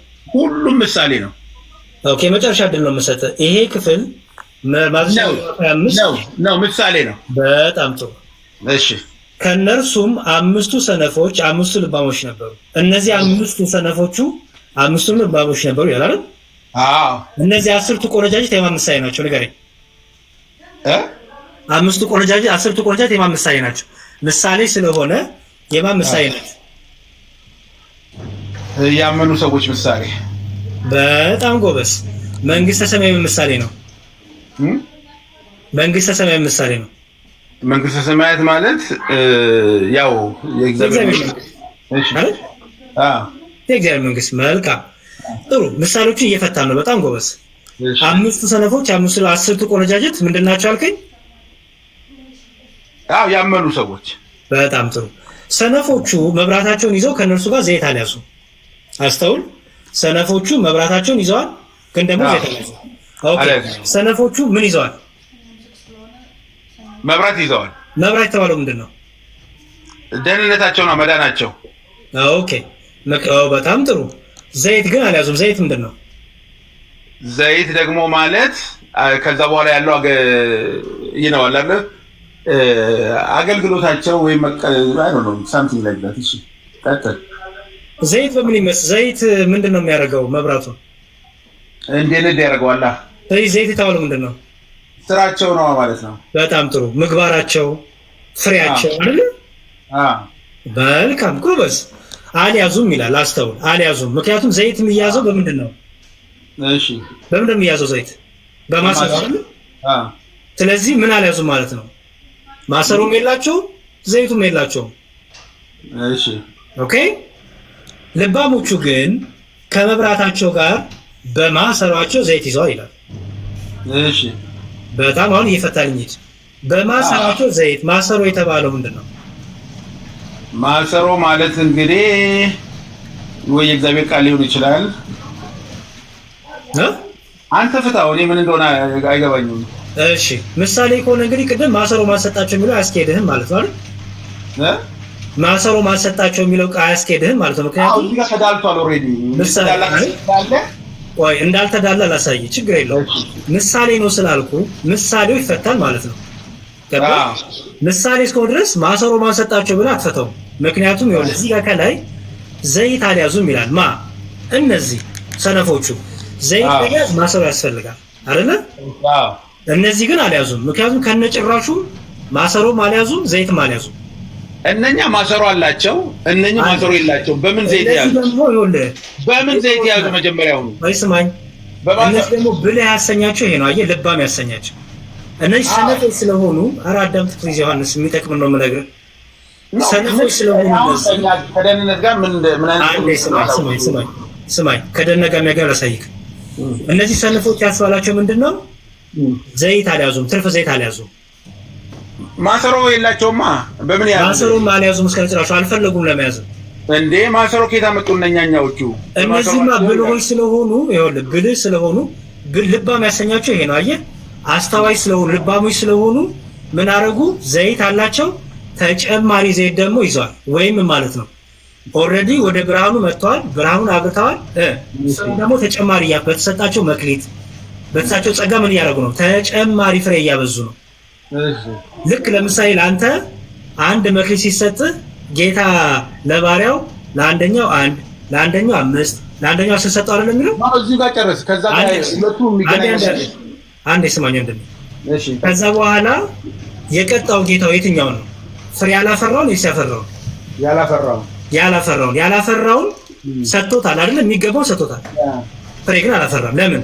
እንደ ሌሎቹ ምን ስላልሆነ ይዞ ቁጭ አለ ፍሬ ሳያፈራ። መልካም ሙሽራው በዘገየ ጊዜ አሁን ከደህንነት ጋር ምን እንደሚያገናኘው ሙሽራው በዘገየ ጊዜ ሁሉ እንቅልፍ አላቸውና ተኙ። እኩለ ሌሊትም ሲሆን እነሆ ሙሽራው ይመጣል ተቀበሉት ዘንድ ውጡ የሚል መውከት አለ።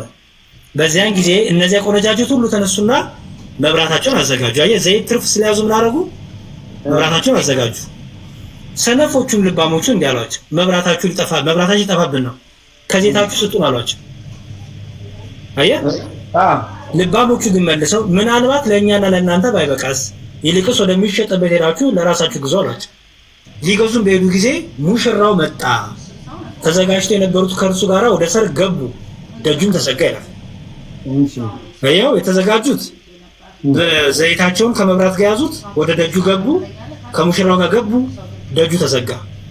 ከዓለም ደግሞ የቀሩ ቆነጃጅት መጡና እነዛ ሰነፎቹ ጌታ ሆይ ክፈትልን አሉ። እርሱ ግን መልሶ እውነት እላችኋለሁ አላውቃችሁም አላቸው ይላል። ጥሩ ከመዳን ጋር ይያዛል አይገናኝም? ይገናኛል አይገናኝም? በደንብ አድርጎ ከመዳን ጋር ይገናኛል። በጣም ጥሩ። ስለዚህ መዳንህን በምግባር ማሰሮ ግን ምንድነው ያልከኝ? አልነገርከኝም እኮ ማሰሮ። በጣም ጥሩ። ማሰሮ መሰለው ብርሃን የተባለው ያ የመዳን ህይወት ወደ መዳን ስትመጣ ከጨለማ ወደ ብርሃን ትመጣለህ። ኦኬ ብርሃን አለ። ከዛ በኋላ በዘይት ውስጥ ነው ማሰሮ አለ። እነዚህ ማሰሮና ዘይት የምንላቸው ምግባር፣ ሃይማኖት፣ ፍሬክ የምታፈራበት ገባ። እነዚህ በንስሐ የምትመላለሰው እነዚህ ሁሉ ምን ያደርጋሉ? ክርስትናህን ፍሬ እያፈራ እየበረታ እንድትመጣ ያደርገዋል። ስለዚህ በማሰሮና በዘይት የተመሰሉ ምንድነው? ምግባሮች። የኦይል ምሳሌ ምግባር ነው። ፍሬዎች መላከኝ የኦይሉ ምሳሌ ምግባር ነው ላመነ ሰው ለብርሃኑ። አዎ ምክንያቱም ወደ ብርሃኑ መጥተህ ተመልሰህ በጨለማ የምትመላለስ ከሆነ ዘይት ልክ ብርሃንን በሰው ፊት እንዲበራ ልክ እግዚአብሔር እንደ ክርስቶስ እንዳለው በሰማይ ያለው አምላካችን ያመሰግኑ ዘንድ ብርሃናችሁ ምን አለ? በሁሉ ፊት ይብራ አይደል ያለው አይደል? እና አሁን እኔ ዘይቱ ላይ ብርሃኑ ለምን ነው የምታበራው? እንድጨርሰው የፈለኩት አንድ ዮሐንስ ፕሊስ ዝም ብለን ማለት ብርሃናችሁ በሰው ሁሉ ፊት ይብራ ካለ ጌታ ብርሃኑ በምንድን ነው የሚበራው? በዘይት አይደል? በዘይት ነው። በጣም ጥሩ። የአንተ ክርስቲያን ብርሃንን የሚያበራው ዘይት ምንድን ነው? መንፈስ ቅዱስ። ምን እኮ መገለጫው ምንድን ነው? መንፈስ ቅዱስ ነው። መገለጫው ምንድን ነው? የመንፈስ ቅዱስ በአንተ ላይ እንዳለ በእኔ ላይ እንዳለ መገለጫው ሁሉን ነገር ያስተምራቸዋል ብሎ ኢየሱስ ክርስቶስ ስለተናገረ ይሄ ዘይት ሪፕሬዘንት የሚያደርገው ምሳሌነቱ መንፈስ ቅዱስ ነው። መንፈስ ቅዱስ ደግሞ አንተ ላይ መንፈስ ቅዱስ እርኩስ መንፈስና አንዴ ስማኝ ያልተማርኩትንም ያስተምረኛል፣ ያላወቅኩትንም ያሳውቀኛል። ስማ ወንድሜ፣ በአንተ ላይ መንፈስ ቅዱስ ርኩስ መንፈስ የሚለየው በአንተ ላይ ያለው መንፈስ ቅዱስ ርኩስ መንፈስ በምንድን ነው የሚለየው? የእውነትን መንገድ የሚነግረኝ በፍሬ ነው ወንድሜ፣ ቀላል ነው። በፍሬ መጽሐፍ ቅዱስ የሚናገረው በፍሬያቸው ታውቋቸዋላችሁ ነው የሚለው አይደል? ያ ፍሬ የተባለው ምንድን ነው? ፍሬ የተባለው ምንድን ነው? ፍሬ ያ የምታፈራው ነው እኮ። ምን የሰው የምታድነው እኮ መጣይ ተመልሰህ መጣየው። ፍሬ የተባለው ምንድን ነው አልከኝ? እዚህ ጋር ፍሬ ይባላል። የሚታወቀው በምንድን ነው? በፍሬ ካለ እዚህ ጋር አንድ የሚድን ሰው ምክንያቱም ኢየሱስ ክርስቶስ እንዳለው አጽናኙን ልክላቸዋለሁ ብሏል። ስለዚህ ያ ስለ ዳኑት ነው። ያ መንፈስ ቅዱስህን እንዴት አድርገህ እንደምትይዘው የሚያሳይ ቦታ ነው። መንፈስ ቅዱስህን መንፈስ ቅዱስ አንተ ጋር ለመያዝና ለመኖሩ ማረጋገጫ ፍሬ ነው አይደለም? ያ ኑሮዬ በአጠቃላይ ሁሉ ነገሬ ማለት ነው እኮ። ፍሬ ማለት እኮ ነው እሱ ወንድሜ። እንደ መጽሐፍ ቅዱስ በፍሬያቸው ይታወቃሉ እኮ ነው የሚለው ያ እኮ። ስለዚህ ፍሬ የተባለው ምንድን ነው ንገረኝ። ፍሬ የተባለው ምንድን ነው? ያ ይኸውልህ ለመዘጋጀት ድንገተኛ ነገር ምናምን ነገር እንደተባለው ምንድን ነው? በድህነቱ ስላለ ሰው ምንድን ነው ፍሬ የተባለው ምንድን ነው? መንፈሳዊ ፍሬ የተባለው ምንድን ነው? መንፈሳዊ ፍሬ መልካም ዛፍ መልካም ፍሬ ያፈራል አይደል? እዚሁ ጋር ሌላ ቦታ ሳንሄድ ሌላ ምሳሌ ሌላ ነገር ከቃልቃል አንዘን ፍሬ የተባለው ምንድን ነው? መልካም ዛፍ መልካም ፍሬ ያፈራል ሲል ፍሬ የተባለው ምንድን ነው? የቱ ጋር ነው ስለ ፍሬ የሚያወራው እዚህ ጋር? ኦ ማይ ጋድ! እሺ የቱ ጋር ነው የሚያወራው ስለ ፍሬ? እሺ ልቀጥል ወንድሜ፣ በጣም ብዙ ሰው ገስት ላይ ስላለ ጊዜ እንትን እያለ ነው። እሺ አሁን መጨረሻ የምጠይቅ ጥያቄ ይሄንን ነው።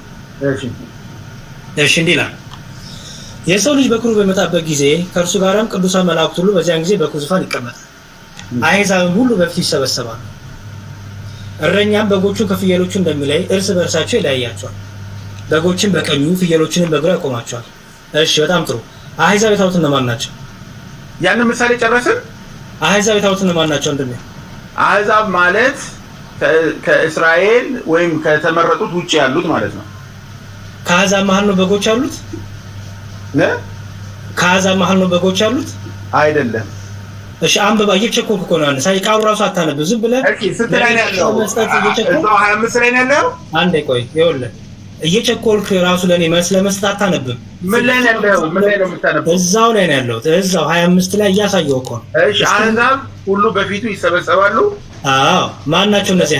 በጎቹን ከፍየሎቹ እንደሚለይ እርስ በርሳቸው ይለያቸዋል። በጣም ጥሩ። አሕዛብ እነማን ናቸው? አሕዛብ ሁሉ ያላመኑት ማለት ነው። ካላመኑት ውስጥ በጎች አሉ? እንግዲህ እዚህ ጋር ይላል እንደዛ። ካላመኑት ውስጥ በጎች አሉ ወይ? ካላመኑት ውስጥ በጎች አሉ ወይ? አሁን እዚህ ጋር ምን እንደሚለው በፊቱ ይሰበሰባሉ፣ እረኛውን በጎቹን ከፍየሎቹ ይለያል፣ እርስ በርሳቸው ይለያቸዋል ይላል። በጎቹና ፍየሎቹ ከየት ነው የተለዩት? እንዳለ እኮ ናቸው። አሕዛብ ሁሉ በፊቱ ካለ በኋላ አሕዛብ እነማን ናቸው ንገረኝ። አሕዛብ እነማን ናቸው? እንደ አሕዛብማ እኮ ያልተመረጡት ናቸው። በአጠቃላይ ኢነሴንስ እኮ አሕዛብ የሚለው ማለት ያላመኑ ያልተመረጡ ናቸው እዚህ ውስጥ ያሉት። ስለምን እንደሚያወራ አላውቅም። እዚህ ጋር ከላይ ስለምን እያወራ እንደሆነ የሰው ልጅ በክብሩ በመጣ ጊዜ ቅዱሳን መላእክቱን በዚያ ጊዜ በክብሩ ዙፋን ይቀመጣል ይላል። አሕዛብ እነማን ናቸው ይላል ማለት ነው። አሕዛብ እነማን ናቸው? አሕዛብ ማለት ከእስራኤል ውጪ ያለው ከተመረጡት ውጪ ያለው አሕዛብ ይባላል። አሕዛብ ማለት ያ ነው። በጣም አሕዛብ ማለት አሕዛብ ውስጥ በጎች አሉ? አሕዛብ ውስጥ በጎች አሉ? ይሄው በጎችና ፍየሎች ይላቸዋል እኮ አሕዛቦችን። እንግዲህ ከዛ በኋላ በጎችም ፍየሎችም ምንድነው ልዩነታቸው? አሕዛብ ሁሉ ቆይ አንዴ፣ በመዝሙረ ዳዊት ላይ አሕዛብ ሁሉ እግዚአብሔርን አመስግኑ ሲል ምን ማለት ነው?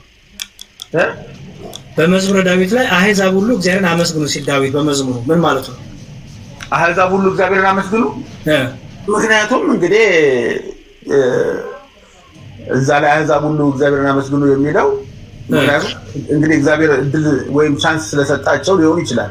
እና አሕዛብ በመጽሐፍ ቅዱስ አሕዛብ ሕዝብ ማለት አይደለም። እንግዲህ አሕዛብ የሆናችሁ ሁሉ እግዚአብሔርን በእልልታ አመስግኑ ይላል ዳዊት። እሺ ስለዚህ ያልተመረጣችሁ ማለቱ ነው ወይም ያልዳናችሁ ማለቱ ነው? እንግዲህ ከአሕዛብ የሚለው እንግዲህ ወንድሜ ዮሐንስዬ በቃ አሁን አሕዛብ እንደሚባሉ ነው። ችግር የለውም ህዝብ ማለት ነው። ሰው ሁሉ ይሰበሰባል በፊቱ ህዝቦች። ኦኬ ስለዚህ ህዝብ ብሎ በአጠቃላይ የዓለም ህዝብ በሙሉ ህዝብ ተብሎ ለምን እስራኤላውያኖች የተለዩና እስራኤላውያኖችን አረ ዮሐንስ ፕሊዝ በእናትህ የሚጠቅም አሕዛብና እስራኤላውያን ይላል። ለምን ለማለት ነው አሕዛብ የሚለው በአጠቃላይ በፈለግነው መንገድ የምንተረጉመው ነው ወይ? በጣም ስለዚህ ማስረጃ ይካሉ አሕዛብ ሆኖ በግ የተባለ ማስረጃ አስተኝ አሕዛብ ሆኖ በግ የተባለ ማስረጃ አስተኝ። እኔ ምንም ማስረጃ እኮ አልሰጠም። አሁን እኮ አንተ በምትለው ሁኔታ ላይ እንሂድ ብዬ በቃ ጥሩ አስወጥቻለሁ እንዴ። ለማገዝም ብሞክር ላግዝም ብሞክር አንተ እዛው ነህ ወይ ማስረጃ አሰጥ ወይ ምን አትል እንዴ ምን ሆናል? እሺ ሌላ ፕሮቴስታንት ካላችሁ እኔ አስወጣችኋለሁ። ሞክሬ ታግሼ ሳያችሁ ምንም እንትን ካላላችሁ አስወጣችኋለሁ። እያገዝኩም እያሳየውም እሺ አንተ አሳየኝ እኔ ምን አገባኝ እንዴ። ይሄ ነው ችግሩ። ገርላት ብቻ እየተማራችሁ ድርሳን እየተማራችሁ ይሄው መጽሐፍ ቅዱስ ሳትማሩ ችግሩ ውስጥ የገባችሁ ወይ በቃ ገድል ድርሳን ሆነ ህይወታችሁና ይሄው ከየት ይምጣውን አላቆም ትሉኛላችሁ፣ አይቼውም አላቆም ትሉኛላችሁ። የራሳችሁን ግምት ትሰጣላችሁ። ተርጉሙ ምን አገባኝ እኔ። እሺ አንዳንድ ጻፉ ፕሮቴስታንቶች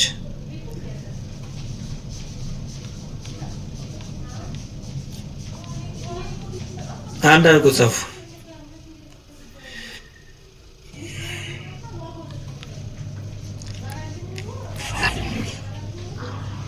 እሺ አፍሪካ ነው የሚለው? አዎ ሰላም እግዚአብሔር ይመስገን። ማን ልበል ስምህን? አፈወርቂ ይባላለሁ። በአፈወርቂ ከየት ቤተ እምነት ነው አፈወርቂ? እኔ አሁን ቅርብ ጊዜ ነው ጌታን የተቀበልኩት። ከየት ቤተ እምነት ነው እንደምን? እዚህ ላይፍ ቸርች የሚባል ትንሽ ከኢትዮጵያ ውጪ ነው፣ እዛ ነው። በጣም ጥሩ። እሺ መልካም። ጌታን ከተቀበልክ በጣም ጥሩ። ጥያቄ ልጠይቅህ? እሺ ጠይቀኝ። እሺ የዮሐንስ ወንጌል ግን ነጥብ ይኑርህ። እሺ አንድ ቦታ ላይ እናውራ። የዮሐንስ ወንጌል ጥያቄው ሊሆንና ይኸውልህ ወንድሜ እኔ እንኳን መስፈርት አላስቀመጥኩልህም። አንተም እስኪ ውይይቱ ይጀመርና ያለ ችግር የለውም። እሺ ያዳመጥኩ ስለነበረ ነው። ወንድሞች ናቸው የተለያየ ቦታ የሚከቱኝ የተለያየ ነገር ይላል። ስለዚህ አንዴ እስቲ አሁን እኮ ልናይ ነው እናንተ ካስተካከልን ልናይ ነው እስቲ። እሺ በዮሐንስ ወንጌል ምዕራፍ 6 ላይ አንተ አሁን ጴንጤ ነኝ ብለሃል ነኝ። የጌታ ስጋና ደም ሁለተኛ ስጋና ደም ነው። ቅድም እንደተናገርከው ስጋዬን ያልበላ ደሜን ያልጠጣ የዘላለም ሕይወት የለውም ይላል። ሌላ ቦታ ላይ ደግሞ እኔ ጠየቅኩ የጌታ ስጋና ደም እውነተኛ የጌታ ስጋና ደም ነው ወይ ነው የጠየቀው እኮ። አዳምጠኛ ወንድሜ፣ ጥያቄን መልስልኝ ወንድሜ። እሺ ነው የዘላለም ሕይወት ብለህ ታምናለህ? አምናለሁ። ለምን አላምንም? አይ አንተ እንግዲህ ለየት ያልክ ጴንጤ ነህ። ምክንያቱም ጴንጤዎቹ እንደዚህ አሉ። ለምንድን ነው የዘላለም ሕይወት የጌታን ስጋና ደም ቁርባንን በመውሰድ አይገኝም ይላሉ? እንደዛ አይደለማ። መጀመሪያ እኮ የጌታ ስጋና ደም የሚወስደው ሰው ያመነ ነው። የጠየቅኩ እኔ ማን ነው የሚወስደው አይደለም የምናወራው፣ ስለ ጌታ ስጋና ደም ነው። እኔ ስለ ቁርባኑ ብቻ ነው የማወራው። የጌታ ስጋና ደም ቅዱስ ቁርባን እውነተኛ የጌታ ስጋና ደም ነው ብለህ ታምናለህ ስለው አልከኝ አይደል? አዎ አምናለሁ። በጣም ጥሩ። እውነተኛ ነው ስትል ምን ማለትህ ነው? እውነተኛ ነው ስልህ ማለት ነው ለምሳሌ መሐመድን የጌታና ስጋ ደም ና ውሰድ ብትለው አይወስድም። እኔ ግን ስለማምን ያድነኛል። ቀድሜ ስላመንኩኝ ያድነኛል። የጠየቅኩት እሱን አይደለም። እኔ የጠየቅኩት ስለ ቅዱስ ቁርባኑ ስለ አንተ እምነት አይደለም የጠየቅኩት። ቅዱስ ቁርባኑ ነው። ቅዱስ ቁርባኑ እውነተኛ የጌታ ስጋና ደም ነው ብለህ ታምናለህ ስልህ አዎ ብለኸኛል። አዎ አልኩህ እኮ። እውነተኛ ነው ስትል ምን ማለትህ ነው? እቺን ብቻ ንገረኝ።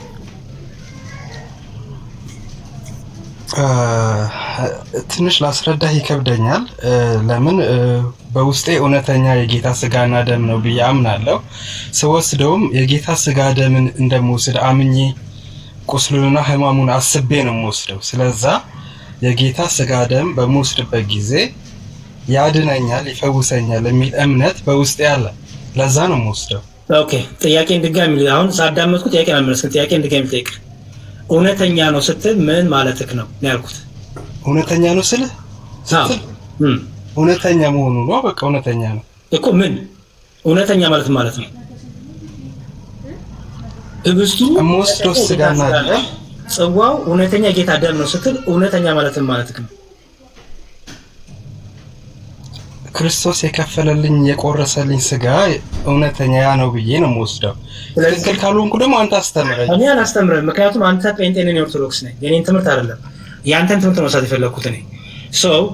አንተ አሁን ይኸውልህ ከታች ፕሮቴስታንት ወንድሞች መታሰቢያ ነው እውነተኛ አይደለም እያሉክ አሁን ነገር እኮ እናስበዋለን፣ ህማሙን ደሙንም እንትኑን እናስበዋለን። እውነተኛ ነው ወይስ መታሰቢያ ነው? እሱ ንገረኝ።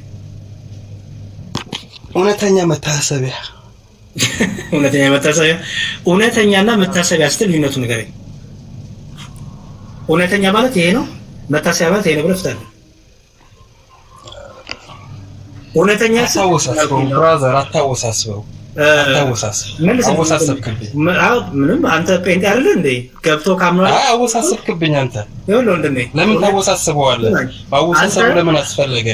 ከተወሳሰበብህ አንተ እኔ ጴንጤ ነኝ ገብቶኝ ነው የገባሁት ብለሃል። ስለዚህ ጌታ ይመስላል ፍታው፣ የተወሳሰበውን ፍታው።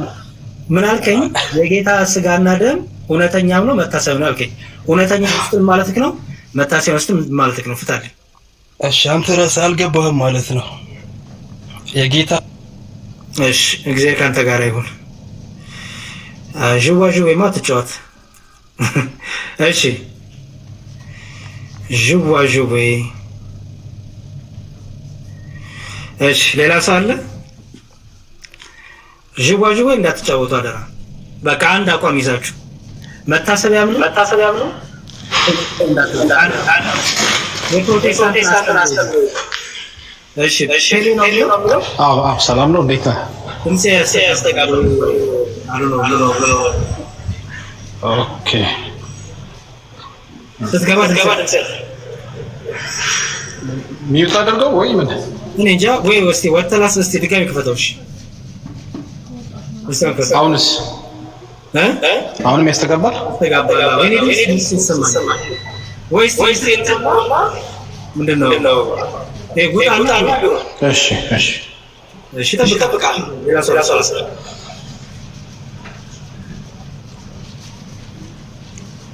እሺ ውጣና ግባና አንዴ ቆይ ደገፋ። ሌላ ሰው አላስገባም። አንዴ እሱን እጠብቀዋለሁ። ደጋፊ ነው ደጋፊ ማስገባት አልቻልኩም። ለምን እንደሆነ አንድ ቁጥር ብጽፍም ማስገባት አልቻልኩም። የገጽቱ ምልክት የለም። ኦኬ ፔሌ መታል። አሁንስ ተመሳሳይ ነው።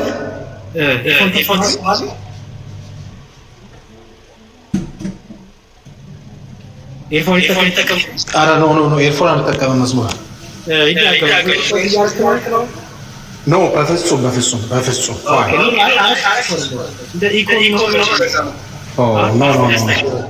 አላደርግም እንደዛ። በቃ ኦኬ እሺ በቃ እሺ ምንም ማድረግ አልችልም።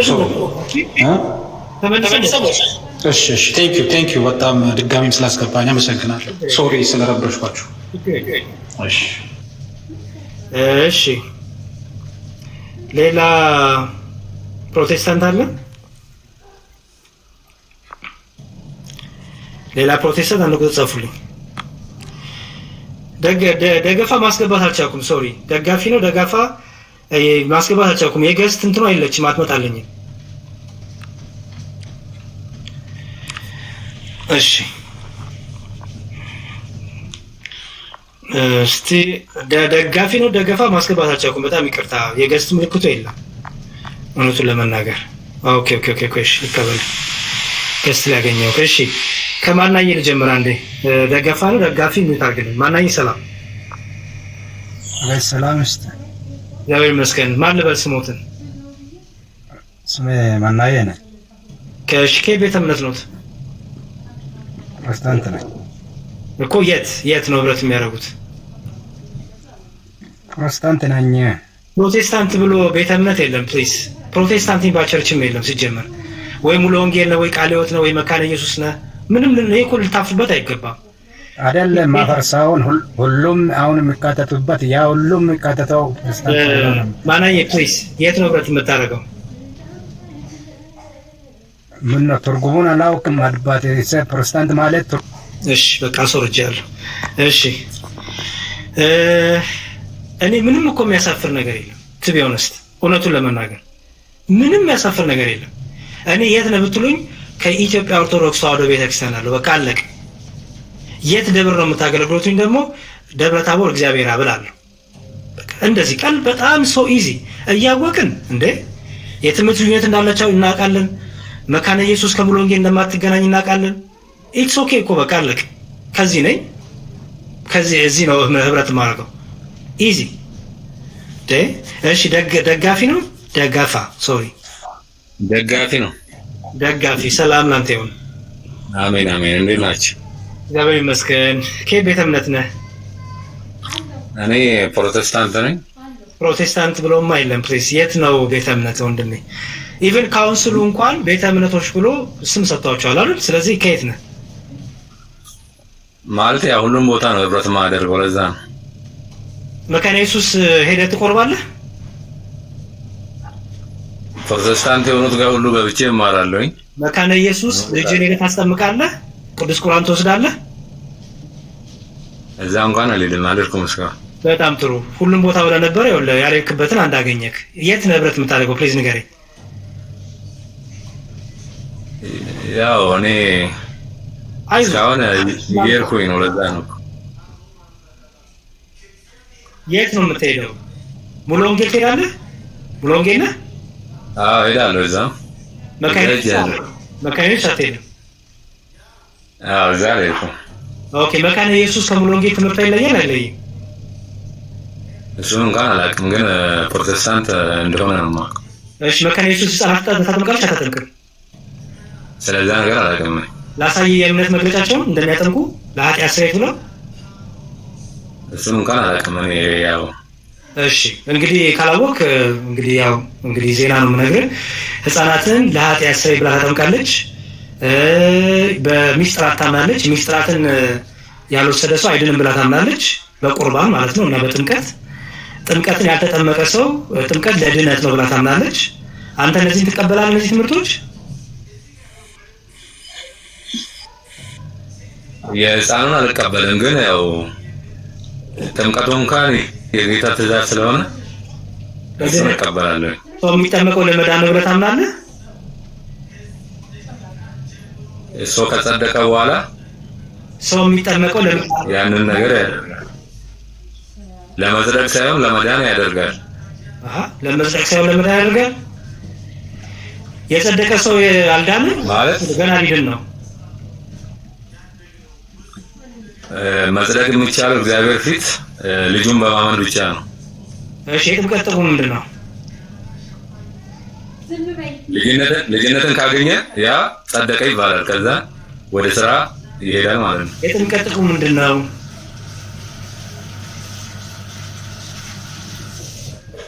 ትእዛዝ ነው እኮ ያንን ማሳየት ነው፣ ማሳያ ነው። የጥምቀት ጥቅሙ ምንድን ነው ወንድሜ? ጥቅሙ ምንድን ነው? አንተ ስትጠመቅ ጥቅሙ ምንድን ነው? ምን ጥቅም ታገኛለህ?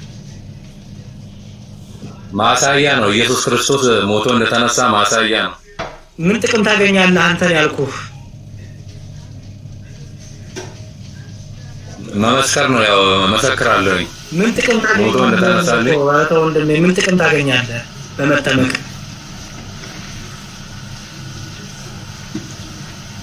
ትእዛዝ እኮ ነው፣ መታዘዝ ነው። ያው ድነት ነው። ኦኬ በቃ እሺ። ከታች ላይ ሌላ ጥያቄ ጠይቅ ነበር፣ ግን እነሱ ከታች ጠይቆ። እሺ ይሄ ፕሮፋይል ያደረከው ስዕል ማን ነው? ይሄ ስዕል በፊልም ደረጃ የተሰራ ነው።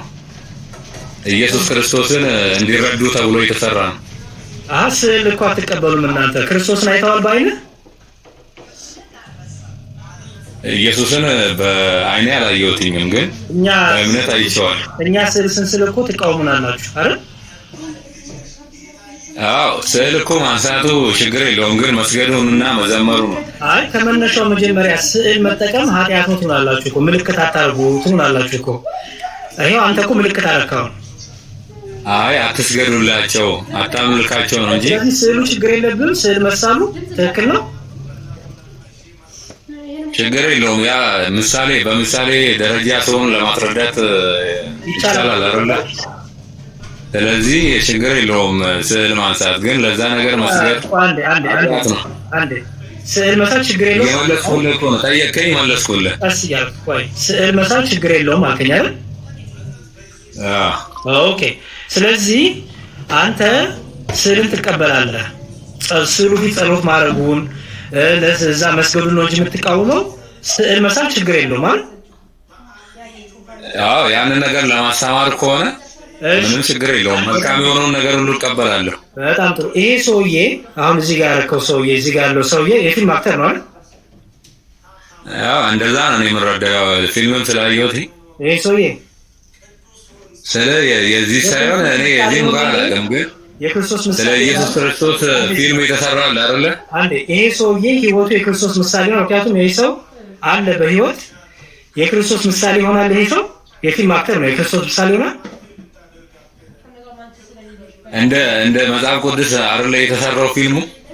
አንድ ፊልም ሲሰራ የክርስቶስ ምሳሌ ይሆናል። መልስልኝ። ራስህ የምታውቀውን እየነገርኩህ እኮ ነው። ፊልም ሲሰራ ከመጽሐፍ ቅዱስ አይደለ የሚሰራው? የጠየቁት አለው ፕሮፋይል ያደረከው ሰው ነው የምጠይቅ። ፕሮፋይል ያደረከው ሰው የፊልም አክተር ነው። የፊልም አክተር ደግሞ የክርስቶስ ምሳሌ ይሆናል ወይ? እንደ መጽሐፍ ቅዱስ ከተሰራ እንደ ምሳሌ ያ ነገር እኮ አይገባውም፣ ግን ሰው እንዲረዳ ተብሎ በምሳሌ የተሰራ ነገር ነው። ይሄ ሰው የክርስቶስ ምሳሌ ይሆናል፣ የክርስቶስ ምሳሌ ነው። የፊልም አክተር ታቀርባለህ ወይ ጥያቄ? ልክ እንደ ኢየሱስ ይላል እንደ መጽሐፍ ቅዱስ የተጻፈውን ነገር መልሶ የተሰራበት ነገር እኮ ነው። ገባኝ። ፊልሙንማ እኛ እናየዋለን፣ የፊልሙን እናየዋለን እንጂ አክተሩን ፕሮፋይል አላደርግም እኔ። ኢየሱስ ብለህ ጽፈህ አሁን ይሄን ሰው ይሄው ኢየሱስ ይሄ ነው እያልክ ነው፣ የኢየሱስ ምሳሌ ይሄ ነው እያልክ ነው። ይሄ እያልኩ አይደለም እንጂ ይሄ እያልኩ ሳይሆን እንደዛ እያልኩ አይደለም፣ ግን እንደ መጽሐፍ ቅዱስ እንደዚህ ነው እሱ እኮ። ግን ያንን ነገር ነው ያሳየው። ይሄ ሰውዬ የክርስቶስ ምሳሌ ነው እኮ እያልክ ነው። ጌታ ኢየሱስ ክርስቶስ የሾህ አክሊል እንዳደረጉበት አልተጻፈ ወይ? ጉድ ወንድሜ፣ እኛን ተቃውሙን ነበር እኮ ለኛ ስዕል ስለን እናንተ ስለምትሰግዱ ነው፣ ለስዕሉ ስለምትሰግዱ እኮ ነው የምንቃወመው። ከመነሻውም ስዕል መሳል ትቃወሙናላችሁ እናንተ። ከመነሻው ስዕል መሳል ራሱ እናንተ ትቃወሙናላችሁ። ያ የግለሰብ እንትን ነው፣ ግን መስገዱ ማጥያት አንድ ጴንቶች አትቃወሙ የኛ ስዕል መሳል። እኔ ሰምቼ አላውቅም፣ ግን አትስገዱ ነው እንጂ እኔ አልሰማሁም። አንተ አትቃወምም? እንደ ሙሉ ወንጌል አማኝ አትቃወምም ስዕል መሳላችንን? ስዕል መሳሉን እኔ አልቃወምም። ለምን እቃወማለሁ? ለትምህርት ከሆነ ግን መስገዱ ነው እንጂ ሰው እኮ እንዲረዳ እኮ ነው። ጉድ ፈላ። ማንበብ ማይችል ሰው አለ። አሁን ፎሎ ያርጉና ጉድ ይፈላል ወንድሜ። ጭራሽ እኛን እኮ ጣዖት ነው የምትስሉት እኮ ይሉናል እኮ። ስዕል ጣዖት ነው፣ ራሱ መሳል ጣዖት ነው ብለው ጭራሽ ዘዳግምን እኮ ይጠቅሱናል እኮ። ምንም አይነት ምልክት እንዳታረጉ ተብሏል፣ ምንም እንዳስሉ ተብሏል እያሉን እኮ ያንተ ጴንጤዎች ወንድሞች ብዙ እኛን ይሰድቡናል። አንተ ደግሞ መሳል ችግር የለውም ማነው እንደዚህ ያለው እያልክ ነው። እንደ መጽሐፍ ቅዱስ እኮ ከተሳለ ችግር አለው ያንን ነገር ለማስተማር፣ ግን ያ ነገር ምንም እንደሆነ ነው። መልካም። የመጨረሻ ጥያቄ ጠይቅና አንተ እድል እሰጥሃለሁ እንድጠይቀኝ። እሺ ሰዎች አምላክ ማለት ነው። አምላክ ማለት ያው ሰማይና ምድርን ሁሉን ነገርን የሰራ ሁሉን የፈጠረ እርሱ፣ ሁሉን ቻይ የሆነ እርሱ ያው አምላክ ነው። በጣም ጥሩ። አምላክ የሚለው ስያሜ ለሰዎች ይሰጣል? አይሰጥም። አይሰጥም። በመጽሐፍ ቅዱስ ሰይጣን አምላክ አልተባለም? የዚህ ዓለም አምላክ አልተባለም? ያው ስልጣን እንትን ነው ለእርሱ እሱ ስለ የሚገዛው ነገር ስላለ፣ ስለዚህ አምላክ የሚለው ስያሜ ሲመጣ ትርጉም አለው ማለት ነው። ሲነገርና ትርጉም አለው፣ ዝም ብሎ አይደለም። በጣም ጥሩ፣ በጣም መልካም። እሺ ሰዎችም አምላክ በሚል ቅርጽ ላይ ቢቀለጽላቸው ቢሰጣቸው ምን ማለቱ ትርጉም ይተረጓም ማለት ነው አይደል? ድገምልኝ እስኪ አሁን ለሰዎችም አምላክ የሚል ስም ቢሰጣቸው ይተረጎማል ማለት እንደሆነ ለምሳሌ ሙሴ አምላክ ተብሏል። ያው እንትኑ ስልጣን ለማለት ይመስለኛል ያ ነገር የሚሰጠው ሲነገር ግን አምላክ የሚለው ለሰዎች ሲነገርም ለእግዚአብሔር ቢነገርም ቋንቋ አንድ ቢሆንም ግን ለእግዚአብሔር ሲነገር ምን ማለት እንደሆነ ለሰዎች ሲነገር ማለት ይተረጎማል አይደል? እውነት ነው። በጣም ጥሩ። ስለዚህ ተስማማን። በምን አምላክ የሚለው ትርጉሙን ተስማማን። በጣም ጥሩ። እሺ አንድ ክፍል ላይ ቆላስይስ 2 ላይ እንዲህ ይላል። ቆላስይስ 2:18 ላይ ለቆላስይስ ሰዎች ቅዱስ ጳውሎስ የጻፈው ትሕትናንና የመላእክትን አምልኮ እየወደደ ባላየውም ያለ ፍቃድ እየገባ በስጋዊ አእምሮ በከንቱ እየታበየ ማንም አይፈርድባችሁ ይላል። የመላእክት አምልኮ ሲባል ማለት የመላእክትን አምልኮ ይላል። የመላእክትን አምልኮ ምን ማለት ይሄ ለቆላስይስ ሰዎች ጻፈ ነው። ትሕትናን ይላል። ይኸውልህ ትሕትናንና የመላእክትን አምልኮ እየወደደ ይላል። ትሕትና ነው የመላእክት አምልኮ አለ። መቼም ትሕትና መጽሐፍ ቅዱስ የተጠላ አይደለም አይደል? ትሑት ኢየሱስ ክርስቶስ ትሑት ተብሏል። ጥያቄ እሱ አይደለም። ጥያቄ ትሕትና መቼም የተጠላ ነገር አይደለም አይደል? ትሕትናንና የመላእክትን አምልኮ እየወደደ ይላል። የመላእክት አምልኮ ማለት አምልኮ ማለት ያው ማምለክ አይደል? ወይም ደግሞ ያን ነገር ከፍ ማድረግ ማለት ነው። ስለዚህ በቆላስይስ ቤተክርስቲያን መላእክትን የሚያመልኩ ሰዎች ነበሩ። ያው እዚህ ጋር እኮ ያው እሱን ነገር እያስተማረ ነው አይደል? እንደዛ ያለው የጠየቁ በቆላስይስ ቤተክርስቲያን ውስጥ መላእክትን የሚያመልኩ ነበሩ ወይ? ነበሩ እንደማለት ነው አይደል? እየወደደ ይላል። ቀጥሎ ያለው አንበው ውስጥ በቆላስይስ ቤተክርስቲያን ውስጥ ቤተክርስቲያን ውስጥ እነ ሚካኤል እነ ገብርኤል መላእክት ይመለኩ ነበር አይልም እኮ እንደዛ ቃል በቃል ሳይሆን ቀጥሎ ያለውን አንበው ሐሳቡ ነው ያሳያል። ራሱ እኮ መላእክት እንደሚመለኩ ነው እየወደደ ብሎ ምንድነው ይላል። ወደዚህ ጠጋር ወስ ያሳያል። ባላየውም ያለ ፍቃድ እየገባ በስጋ አእምሮ በከንቱ እየታበየ ማንም አይፈርድባችሁ ይላል። ስለዚህ መላእክትን ያመለኩ ነበር የቆላስይስ ክርስቲያኖች። ከፊት ያለው እኮ ራሱ እኮ ይፈታዋል እኮ ይሄ ችግር የለውም። ይሄንን የቆላስይስ ቤተክርስቲያን መላእክትን ያመልኩ ነበር ወይ?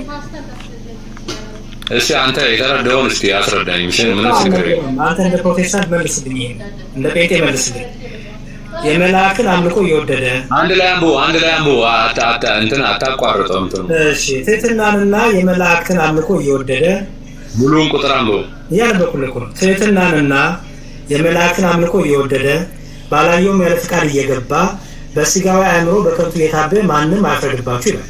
ይሄ የተጻፈው ማለት ለቆላስይስ ክርስቲያኖች አይደል? እሺ በቆላስይስ ክርስቲያኖች መላእክትን ያመልኩ ነበሩ። እንደዛ ነው ማለት ነው እኮ ያው ሲተረጎም እንደዛ ነው እንደማለት ነው አይደል? የቆላስይስ ክርስቲያኖች የቆላስይስ ቤተክርስቲያን እነ ሚካኤል አዎ ገብቶኛል ምን ለማለት እንደሆነ አሁን ገባኝ። አንተ የምትለው ለካ እዛ እያስተማረ እነሱ ውስጥ ነበረ ወይ ለማለት ነው። ምክንያቱም ይኸው ትሕትናንና የመላእክትን አምልኮ እየወደደ ይላል። ባላየውም ያለ ፍቃድ እየገባ በስጋ አእምሮ በከንቱ እየታበየ ማንም አይፈርድባችሁ ይላል። ትሕትና አለው እኮ ጭራሽ። ስለዚህ ማን ነው መላእክትን የሚያመልከው? ለቆላስይስ ቤተክርስቲያን ውስጥ ማን ነው መላእክትን የሚያመልክ ሰው ነበር? እንግዲህ ይሄ እኮ ማለት ነው ሲያስተምር የነበረው እኮ ውጭ ያሉ ሰዎችንም ጋራ እኮ ነው የሚያሳየው። ይሄ መላእክትን የሚያመልኩ በአዲስ ኪዳን ማን ይባላሉ? ንገረኝ ስማቸውን እስካሉ ነበሩ። እነማን ናቸው? አረ ይሄ እኮ የሚያሳየው እኮ አሁን ለምሳሌ ቤተክርስቲያን አለች አይደል? ወይም ደግሞ ቸርች በእንግሊዝኛ እዛ ውስጥ እያስተማረ ሌላ ውጭ ያሉትንም ካሉ እነሱም ቢሆኑ እንዳታልላችሁ ብሎ እያስተማራቸው ነው። መላእክትን አምልኮ ይሄንን የሚያውቁት እዛ የነበሩት ናቸው። ይሄንን የሚያውቁት በአዲስ ኪዳን መላእክትን የሚያመልኩ ማን ናቸው? ንገረኝ። በአዲስ ኪዳን መላእክትን የሚያመልኩ ነበሩ ማለት እኮ ነው። አሁን እኮ እዛ ውስጥ ቤተክርስቲያን ውስጥ ያለውን እያወራ ሳይሆን እኮ ማን ይባላሉ? ማን ይባላሉ? ለእነሱ እኮ እያስተማራቸው ነው አንዳቸው አንድ ቀን ወንድም መቼ በመጽሐፍ ቅዱስ በአዲስ ኪዳን የነበረውን የፈሪሳውያን የሰዱቃውያን የጸሐፍትን ተጽፎልናል። ትምህርታቸው ምን ተጽፎልናል። ኦኬ ጣዖት አምላካቸው ተጽፎልናል። እዚህ ጋር ግን መላእክትን የሚያመልኩ ነው የተባለው። ስለዚህ መላእክትን የሚያመልኩ ሰዎች ማን ነበሩ? ስማቸው ማን ይባላል? ንገረኝ። ኧረ ስማቸው የታል? መች ተዘረዘረ? አንተ እኮ ነው ያልከው። ምክንያቱም መላእክትን የሚያመልኩ ነበሩ። አላልኩም እንደዛ። እኔ ያልኩትኝ እኮ እንደነበረ ነው ይሄ የሚያሳየው። ግን ቤተክርስቲያን ውስጥ ምናምን አይደለም እያስተማረ እያለ እንደዛ እያሉ ነው እየነገራቸው ነው። ማን ይባላሉ እነዛ? ተይኝ ንገረኝ። ማን ተብሎ ይጠራሉ? ክርስቲያኖች? ኧረ አልተጠቀሰም እኮ። ትሁት የሆኑና የመላእክትን አምልኮ የሚወዱ እነዚህ ናቸው። ትህትና እኮ ነው የሚላየው። ትህትና የተባለው ምንድን ነው ንገረኝ። ትህትና ማለት ያው ንጹህ የሆነ ወይም ደግሞ እንትን ማለት የሚፈልጉ መልካም ነገር ነው የሚፈልጉ አይደል? ክፋት ምናምን ያለባቸው ክፋት። ስለዚህ ትህትና ክፋት ምናምን ያለባቸው ትሁት ሆኖ ነው መላእክትን የሚያመልኩት።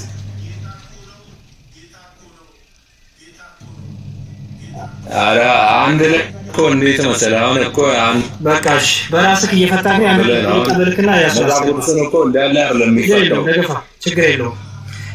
ኦኬ አንድ ጠይቅ። የሰው ልጅ ከዳግም ምጽአት በፊት የዳግም ምጽአት ተጋድመች እንደሆነ አይደል? አላውቀውም። እስኪ ምንድን ነው ዳግም ምጽአት ማለት? በቃ የጌታ የመጨረሻው የፍርድ ቀን ማለት ነው። እሺ እሱን አውቃለሁ። እሺ ከዳግም ምጽአት በፊት እግዚአብሔር በፈቃዱ በቸርነቱ ሰዎችን ከሲኦል ሊያወጣ ይችላል ወይስ አይችልም?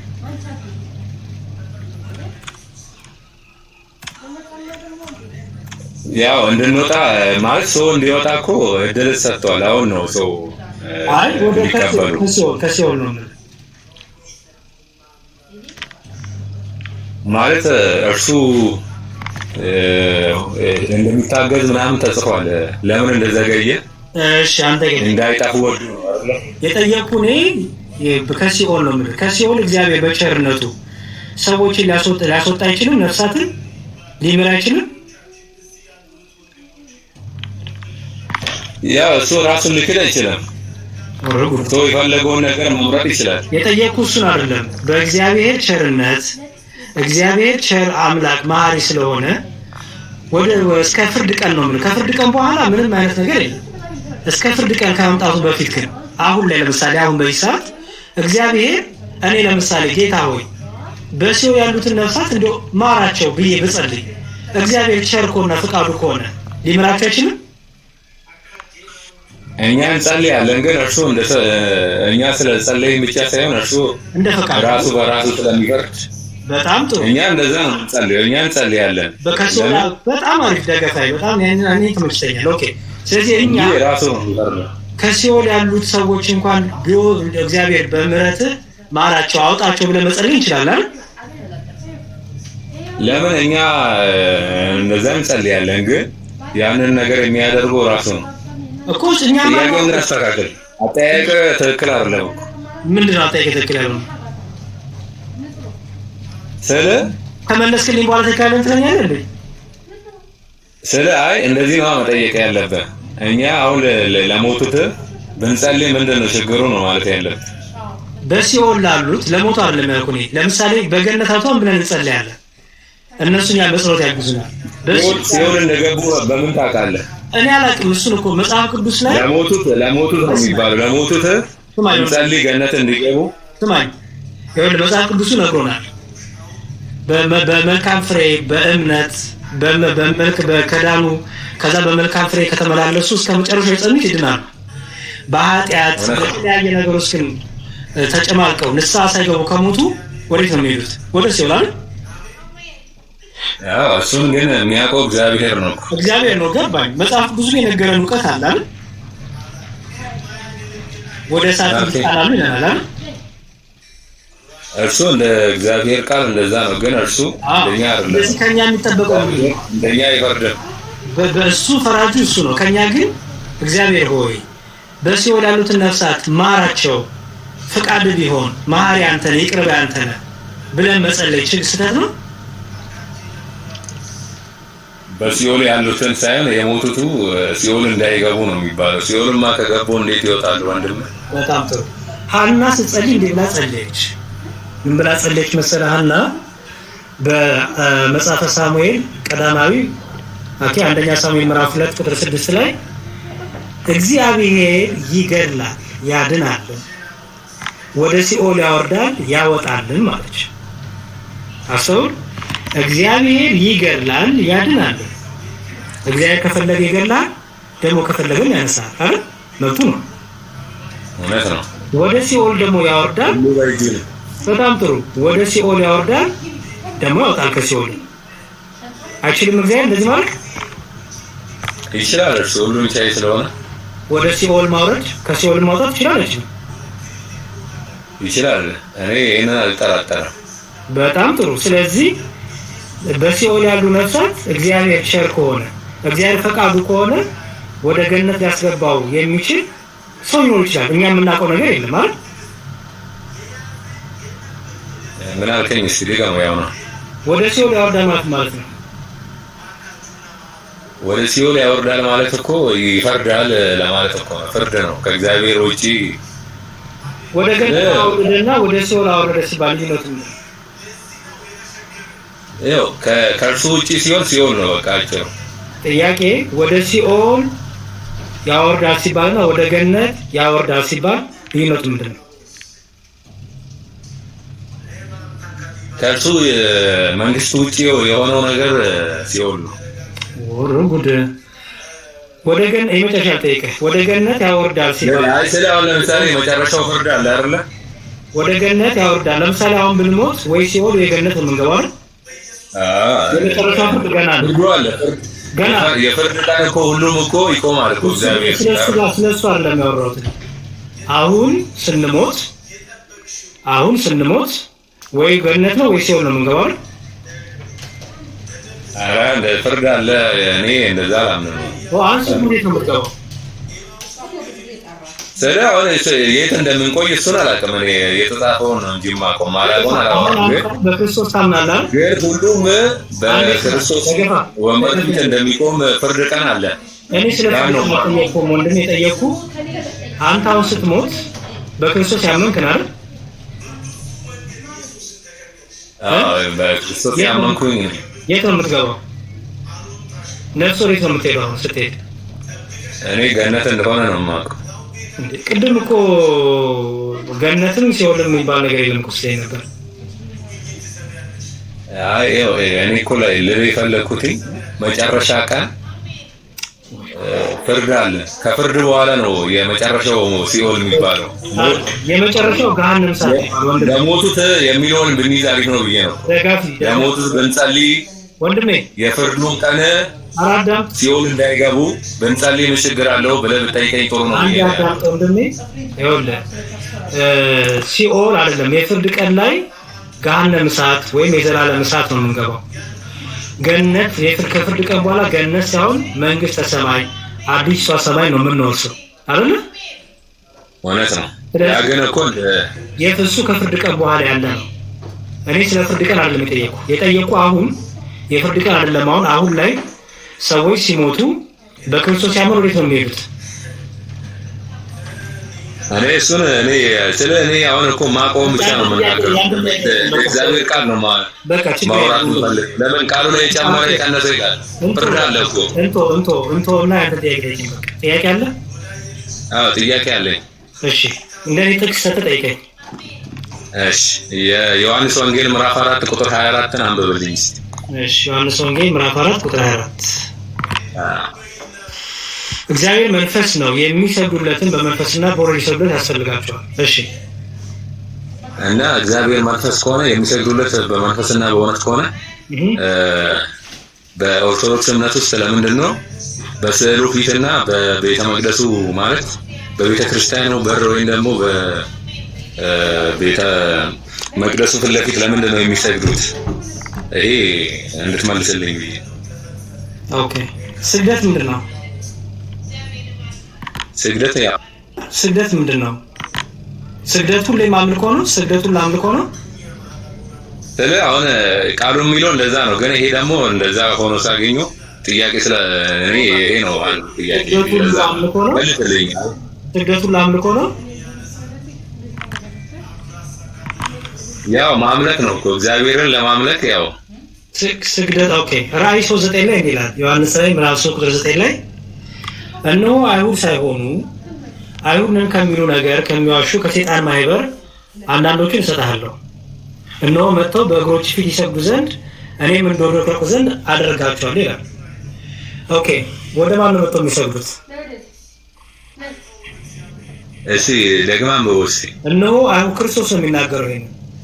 እነሆ አይሁድ ሳይሆኑ አይሁድ ነን ከሚሉ ነገር ግን ከሚዋሹ ከሰይጣን ማህበር አንዳንዶችን እሰጥሃለሁ። እነሆ መጥተው በእግሮች ፊት ይሰግዱ ዘንድ እኔም እንደወደድኩ ያውቁ ዘንድ አደርጋቸዋለሁ ይላል። ይሄ ማን ነው የሚሰገድለት? አይ እኔ አሁንም አልገባም። ምን ላይ ነው ቆይ ያነበብኩ? ይሄ ዮሐንስ ራእይ ምዕራፍ ስንት? 3 ቁጥር ስንት ነው? ከቁጥር እኔ ያነበብኩ ቁጥር 8 ነው። ቁጥር 7 ጀምሮ ያንብብልህ። በፊላደልፊያ ወዳለው ወደ ቤተክርስቲያን መልአክ እንዲህ ብለህ ጻፍልኝ ይላል። በፊላደልፊያ ወዳለው ወደ ቤተክርስቲያን መልአክ የዳዊት መክፈቻ ያለው የሚከፍት የሚዘጋም የሌለ የሚዘጋ የሚከፍት የሌለ ቅዱስና እውነተኛው ነው እርሱ እንዲህ ይላል። ኦኬ ስራህን አውቃለሁ ነው በአንተ ፊት የከፈተ በር ሰጥቻለሁ፣ ማንም ሊዘጋው አይችልም። ኃይልህ ምንም ትንሽ ቢሆን ቃሌን ጠብቃልና ስሜንም አልካድክም። እነሆ አይሁድ ሳይሆኑ አይሁድ ነን ከሚሉ ነገር ግን ከሚዋሹ ከሰይጣን ማህበር አንዳንዶች እሰጥሃለሁ። እነሆ መጥተው በእግሮች ፊት ይሰግዱ ዘንድ እኔም እንደወደድኩ ያውቁ ዘንድ አደርጋቸዋለሁ ይላል። የሚሰገደው በፊላደልፊያ ወዳለው ወደ ቤተክርስቲያን መልአክ ነው። ለመልአኩ ነው የሚሰገደው።